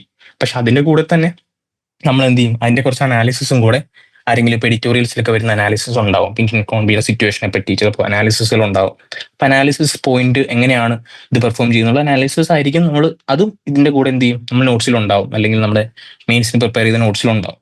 അപ്പൊ രണ്ടും ഏകദേശം ഒരേ ഇടത്ത് ഒരേപോലെ ആയിരിക്കും പ്രിപ്പയർ വെച്ചിരിക്കുന്നത്. നമ്മൾ കൊടുക്കുന്ന ഉത്തരങ്ങൾ അതനുസരിച്ച് തിങ്ക് ചെയ്തിട്ടായിരിക്കും കൊടുക്കുന്നത്. അത് ഫാക്ച്വൽ നോളേജ് നമ്മൾ പ്രിപ്പയർ നോട്ടിലുണ്ടാവും, അനാലിസിസ് നോട്ടിലുണ്ടാവും. അപ്പൊ അനാലിസിസ് ആയിരിക്കും മെയിൻസിൽ കൊടുക്കുന്നത്, ഫാക്ച്വൽ നോളേജ് വെച്ചായിരിക്കും നമ്മൾ ക്വസ്റ്റ്യൻസ് പ്രിലിംസിൽ സോൾവ് ചെയ്യുന്നത്. അത് എല്ലാത്തിനും ആ ഒരു ആസ്പെക്ട് ഉണ്ട്. പിന്നെ ചില ഏരിയാസിൽ മാത്രം, ചില ഏരിയാസ് പ്രിലിംസിന് ഇമ്പോർട്ടന്റ് ആണ്, പ്രിലിംസിന് കുറച്ചും കൂടി സ്ട്രെസ് ചെയ്യണം.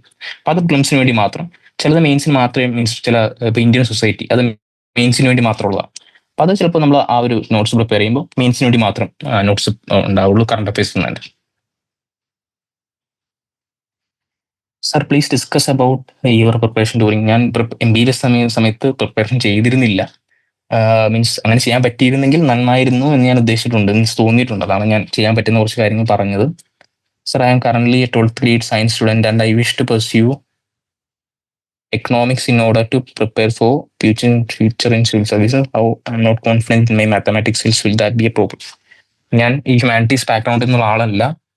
എക്കണോമിക്സ് ഓപ്ഷണൽ എങ്ങനെയാണ്, ഓപ്ഷനെ പറ്റി ആയിരിക്കും ഉദ്ദേശിക്കുന്നത്. അപ്പോൾ എക്കണോമിക്സ് ഓപ്ഷണൽ എത്രത്തോളം പഠിക്കാൻ പറ്റും എന്നും എനിക്ക് ആധികാരികമായിട്ട് പറയാൻ അറിയില്ല. Better I think economics option എടുത്ത് ആരോടെങ്കിലും ചോദിക്കുകയാണെങ്കിൽ, അല്ലെങ്കിൽ എക്കണോമിക്സ് എടുത്താൽ ഇതിന് എത്രത്തോളം ഗുണമെന്ന് വെച്ചാൽ, എക്കണോമിക്സ് നമുക്ക് ബേസിക് എക്കണോമിക്സ് ആവശ്യമുണ്ട്. പക്ഷെ അതുകൊണ്ട് മാത്രം എക്കണോമിക്സ് പെർസ്യൂ ചെയ്യണമെന്നില്ല, അല്ലെങ്കിൽ എക്കണോമിക്സ് ഓപ്ഷനിൽ എടുക്കണം എന്ന് താല്പര്യമുണ്ട്. അപ്പോൾ അങ്ങനെ എക്കണോമിക്സ് എടുത്ത ആളുകളോട് ചോദിച്ചാൽ കുറച്ചുകൂടി ഐഡിയ കിട്ടുമായിരിക്കും.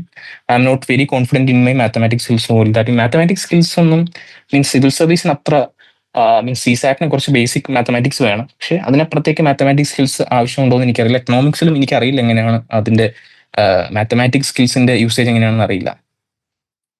How was your UPSC daily routine during UPSC preparation? How did you choose your optional subject? And was it related? Okay. Background, medical ബാക്ക്ഗ്രൗണ്ടുമായിട്ട് റിലേറ്റഡ് ആണോ ഓപ്ഷണൽ എന്നുള്ളതാണ്. ഉറപ്പായിട്ടും ഞാൻ ആന്ത്രപ്പോളജിയാണ് എടുത്തത്. കുറച്ച് ഏരിയാസ് ആന്ത്രപ്പോളജി മെഡിസിനുമായിട്ട് റിലേറ്റഡ് ആണ്. കുറച്ച് ഫിസിക്കൽ ആന്ത്രപ്പോളജി ഉണ്ട്, അത് സയൻസ് പാർട്ടുണ്ട്. അതായത് ജനറ്റിക്സ്, ഡിസീസസ്, ഹ്യൂമൻ എവല്യൂഷൻ, അതൊക്കെ കുറച്ച് നമ്മൾ മെഡിസിനിലും +2 ഞാൻ പഠിച്ചതാണ്. പക്ഷേ ഒരു 70 അല്ലെങ്കിൽ 60% അവിടെ ഇല്ലാത്ത കാര്യങ്ങളാണ്, പുതിയ കാര്യങ്ങളാണ്, ഹ്യൂമാനിറ്റീസ് റിലേറ്റഡ് സബ്ജക്റ്റ് ആണ്. അപ്പൊ അങ്ങനെ രണ്ടൊരു മിക്സ്ചർ ആയിരുന്നു ആന്ത്രപ്പോളജി. പിന്നെ ഡെയിലി റൊട്ടീൻ പറയുകയാണെങ്കിൽ ഞാൻ 2023 പ്രിപ്പറേഷൻ തുടങ്ങിയത്. അപ്പോൾ ആ സമയത്ത് ഞാൻ കോച്ചിങ്, ഐലൻഡിലെ PCM കോച്ചിങ് ആയിരുന്നു. അപ്പോൾ എന്നും ഡെയിലി 9:15 ക്ലാസ് തുടങ്ങും. ഞാൻ 9:15 ക്ലാസ് തുടങ്ങുമ്പോൾ ഒരു 10 minutes നേരത്തെ വരും. തൊട്ട് തലേന്നെടുത്ത കാര്യങ്ങൾ അല്ലെങ്കിൽ അന്ന് പഠിപ്പിക്കാൻ പോകുന്ന കാര്യങ്ങൾ ജസ്റ്റ് ഒന്ന് റിവൈസ് ചെയ്യും. ഓൾറെഡി റിവൈസ് ചെയ്തിട്ടുണ്ടാവും, എന്നാലും ക്ലാസ്സിൽ സാറ് അല്ലെങ്കിൽ അധ്യാപകർ വരുന്നതിന് മുമ്പ് ജസ്റ്റ് ഒന്ന് ബ്രഷപ്പ് ചെയ്യും. ക്ലാസ്സിൽ നോട്ട്സ് വളരെ കാര്യമായിട്ട് നോട്ട്സ് എഴുതിയെടുക്കും. പിന്നെ ഉച്ചയ്ക്ക് ശേഷം റീഡിംഗ് റൂം ഉപയോഗിച്ചിരുന്നു. അപ്പോൾ റീഡിംഗ് റൂമിൽ ഞാൻ എന്താണോ ഒന്ന് പഠിപ്പിച്ച് ആ ക്ലാസ് നോട്ട്സ് വായിക്കും. പിന്നെ അവരെന്താണ് സ്റ്റാൻഡേർഡ് ടെക്സ്റ്റ് ബുക്ക് ഫാക്കൽറ്റി പറഞ്ഞത്, ആ സ്റ്റാൻഡേർഡ് ടെക്സ്റ്റ് ബുക്സ് മാക്സിമം വായിക്കാൻ ശ്രമിക്കും. എല്ലാം തീരില്ല, അത് ബാക്കിയുള്ളത് വീക്കെൻഡ്സിൽ ആ സമയത്ത് വായിക്കും. പിന്നെ അതാണ് ഒരു എന്താ പറയുന്ന ഒരു രാത്രി കണ്ടിന്യൂ ചെയ്യുക. ഒരു 10 ആകുമ്പോഴായിരിക്കും പത്രം. ഇതിൻ്റെ ഇടയിൽ ഭക്ഷണം കഴിക്കുന്നുണ്ട്, ബാക്കി ചെറിയ റെസ്റ്റുകളൊക്കെ ഉണ്ട്. ഉച്ചയ്ക്ക് ക്ലാസ് കഴിഞ്ഞാലും കുറച്ച് റെസ്റ്റ് എടുത്തിട്ടാണ് പഠിച്ചു തുടങ്ങി. പിന്നെ ഒരു 10 ആകുമ്പോൾ ഞാൻ നൈറ്റാണ് പത്രം വായിച്ചിരുന്നത്. അപ്പോൾ ആ രാത്രി പത്രം എടുക്കും, പത്രം വായിക്കും. അതിനകത്ത് ജസ്റ്റ് ബേസിക്സ് നോട്ട്സ് പ്രിപ്പയർ ചെയ്യും. അപ്പോൾ ഇതായിരുന്നു ഒരു ബേസിക് റൊട്ടീൻ. പിന്നെ പിറ്റേ ദിവസം മോർണിംഗ് അതുപോലെ തന്നെ ബാക്കി ചെയ്യാനുള്ള കാര്യങ്ങൾ, മീൻസ് രാവിലെ ഒരു എന്താ പറയുക, ഒരു 6:30 ആ സമയത്ത് എണീക്കും. പിന്നെ പഠിക്കാനുള്ള കാര്യങ്ങൾ മീൻസ് അന്ന് ഓപ്ഷൻ്റെ ക്ലാസ് ഉണ്ട് രാവിലെ. അപ്പോൾ ആ ഓപ്ഷനിലും ആ സമയത്ത് നോക്കും. പിന്നെ ഓപ്ഷനിലും ഈ ഉച്ച തൊട്ടുള്ള സമയം, ഉച്ച തൊട്ട സമയം നമ്മൾ ക്ലാസ്സില്ല, ഉച്ചവരെ ക്ലാസ്സുള്ളൂ. അപ്പോൾ ആ സമയത്ത് ഓപ്ഷനിലും നോക്കുമായിരുന്നു. ഇപ്പോൾ രാവിലെ ക്ലാസ്സിൽ പഠിപ്പിച്ചത് നോക്കുമായിരുന്നു. So 6 to 10th NCERT textbook, this is new year. അപ്പോൾ അത് നോക്കുന്നതാണ് നല്ലത്. ലാസ്റ്റ് ഇയർ വരെ ഉണ്ടായിരുന്നു. 6 to 10th എനിക്ക് തോന്നുന്നു പുതിയ NCERT വായിച്ചാലും മീൻസ് അത് ഞാൻ ഏറ്റവും ഫ്രഷ് ആയിട്ടുള്ള അവൈലബിൾ ടെക്സ്റ്റ് ബുക്സ് ആണ് ഞാൻ നോക്കിയിരുന്നത്. നമ്മൾ പഴയ NCERT പറയുന്നത് ആക്ച്വലി 11th ഹിസ്റ്ററിയുടെ ഏൻഷ്യന്റ് മെഡീവലുമാണ് നമ്മൾ പഴയത് വായിക്കണം എന്ന് സാധാരണ. ഞാൻ ആ പഴയത് വായിച്ചത്.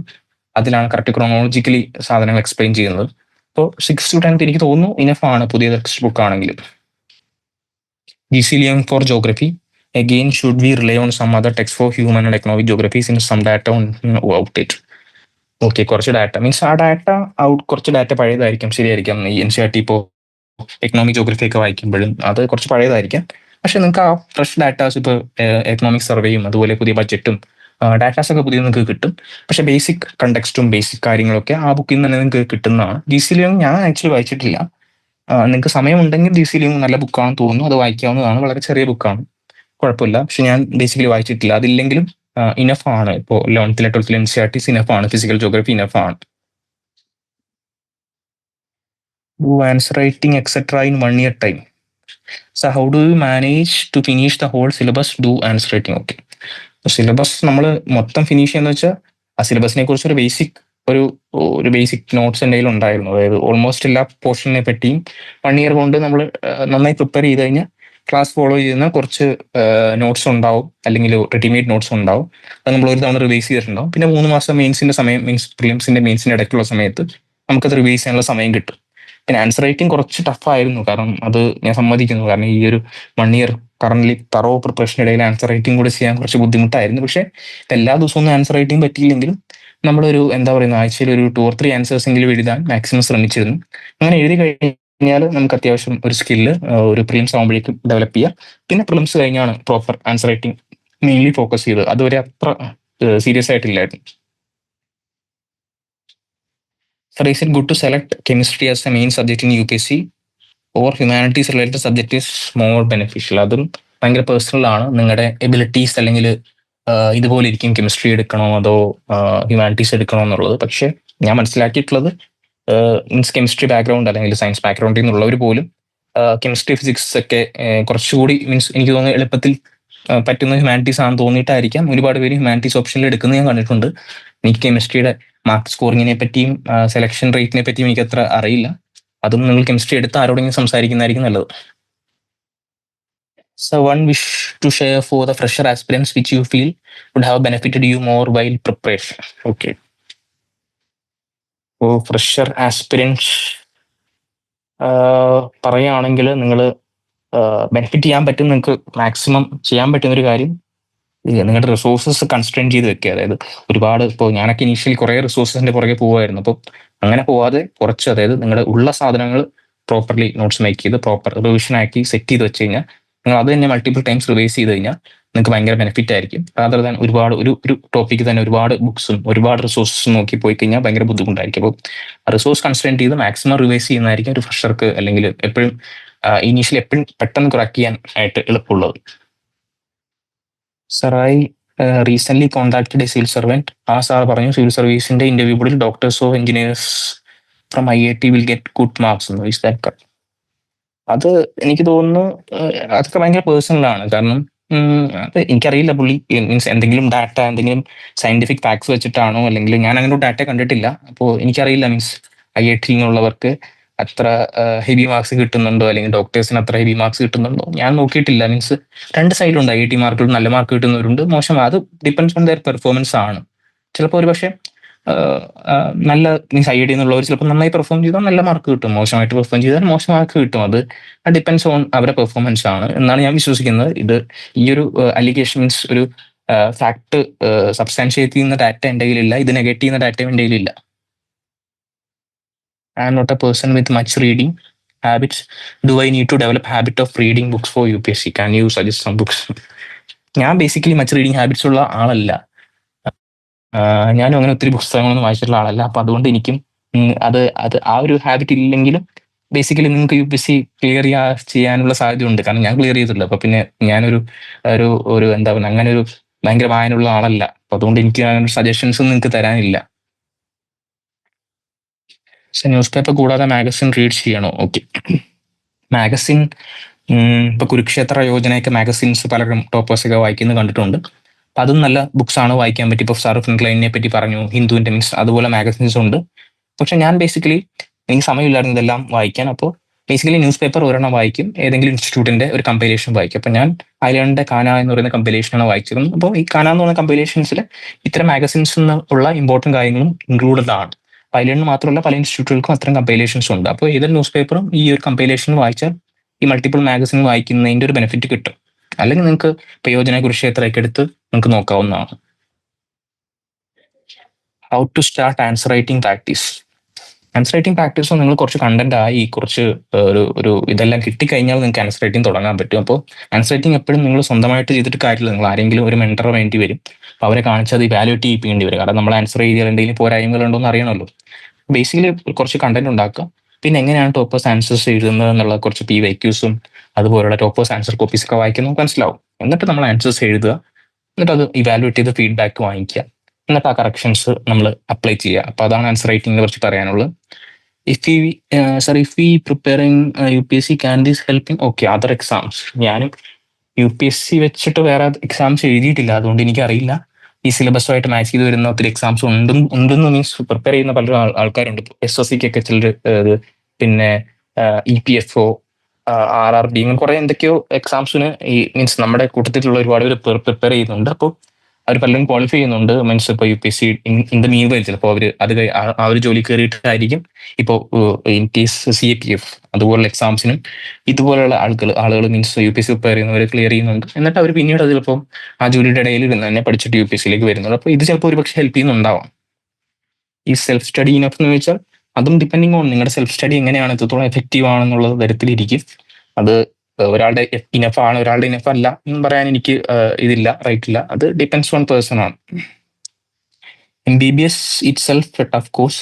What made UPSC after it? Have you ever thought UPSC after normal 4-year degree was better than after MBBS? How was preparation? How many hours? അത് UPSC ആ സമയത്ത് എനിക്ക് അങ്ങനെ ആഗ്രഹമില്ലായിരുന്നു. MBBS കഴിഞ്ഞ് ജോലി ചെയ്യാനൊക്കെ തുടങ്ങിയപ്പോഴാണ് അങ്ങനെ ഒരു എയിം വന്നത്, അല്ലെങ്കിൽ അങ്ങനെ ചെയ്യണം എന്ന് തോന്നിയത്, അറ്റംപ്റ്റ് കൊടുക്കണം എന്ന് തോന്നിയത്. പക്ഷെ തോന്നി കഴിഞ്ഞപ്പോഴും മീൻസ് അറ്റംപ്റ്റ് കൊടുത്തപ്പോഴും ഞാൻ ഈ ഒരു നിമിഷം പോലും MBBS എടുത്തതിൽ റിഗ്രറ്റ് ഇല്ല.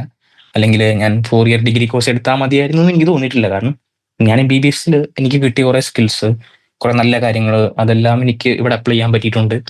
അപ്പോൾ ഇൻ കേസ് MBBS എന്നുള്ള ഒരു പ്ലാൻ B ആയിരുന്നു. Means in case UPSC work out ആയില്ലെങ്കിൽ ഞാനൊരു സേഫ് കരിയറിലാണെന്നുള്ളൊരു വിശ്വാസം എനിക്കുണ്ടായിരുന്നു. അപ്പോൾ അതുകൊണ്ട് അതെനിക്കൊരു ബുദ്ധിമുട്ടുണ്ടായിട്ടില്ല. മീൻസ് അത് ഇപ്പോഴും പ്രചോദനം തന്നെയായിരുന്നു. അവേഴ്സ് എത്ര depends on stage of examination. എൻ്റെ ഫീസ് ഇപ്പം എന്തായാലും ഒരു ഇനീഷ്യൽ ഒരു 4 hours 6 hours തൊട്ട് 9 hours 12 hours വരെയൊക്കെ മീൻസ് ഈവൺ മെയിൻസിന്റെ മുമ്പുള്ള സമയത്തൊക്കെ കൊടുത്തിട്ടുണ്ട്. റൂട്ടീൻ ഓൾറെഡി പറഞ്ഞു. പക്ഷേ ഓക്കെ, അങ്ങനെയാണെങ്കിൽ നമുക്ക് എൻഡ് ചെയ്യാം. നമുക്ക് ഇങ്ങനത്തെ സെഷൻസ് റെഗുലർ ആയിട്ട് ഉണ്ടാവും. ഓക്കെ, നെക്സ്റ്റ് വീക്കിൽ സെഷൻസും നിങ്ങൾക്ക് ഒരു Q&A സെഷൻസ് ഉണ്ടാവും. ഓക്കെ, പക്ഷേ thank you so much for sharing your strategies and plans with us so much. എല്ലാവർക്കും ഓൾ ദി ബെസ്റ്റ്. ഓക്കെ, എന്തെങ്കിലും കൺസേൺസോ കാര്യങ്ങളോ ഉണ്ട്, എന്തെങ്കിലും ഗൈഡൻസ് ഒക്കെ വേണമെങ്കിൽ ഐലാൻഡിൽ വിളിച്ചാൽ മതി. Thank you.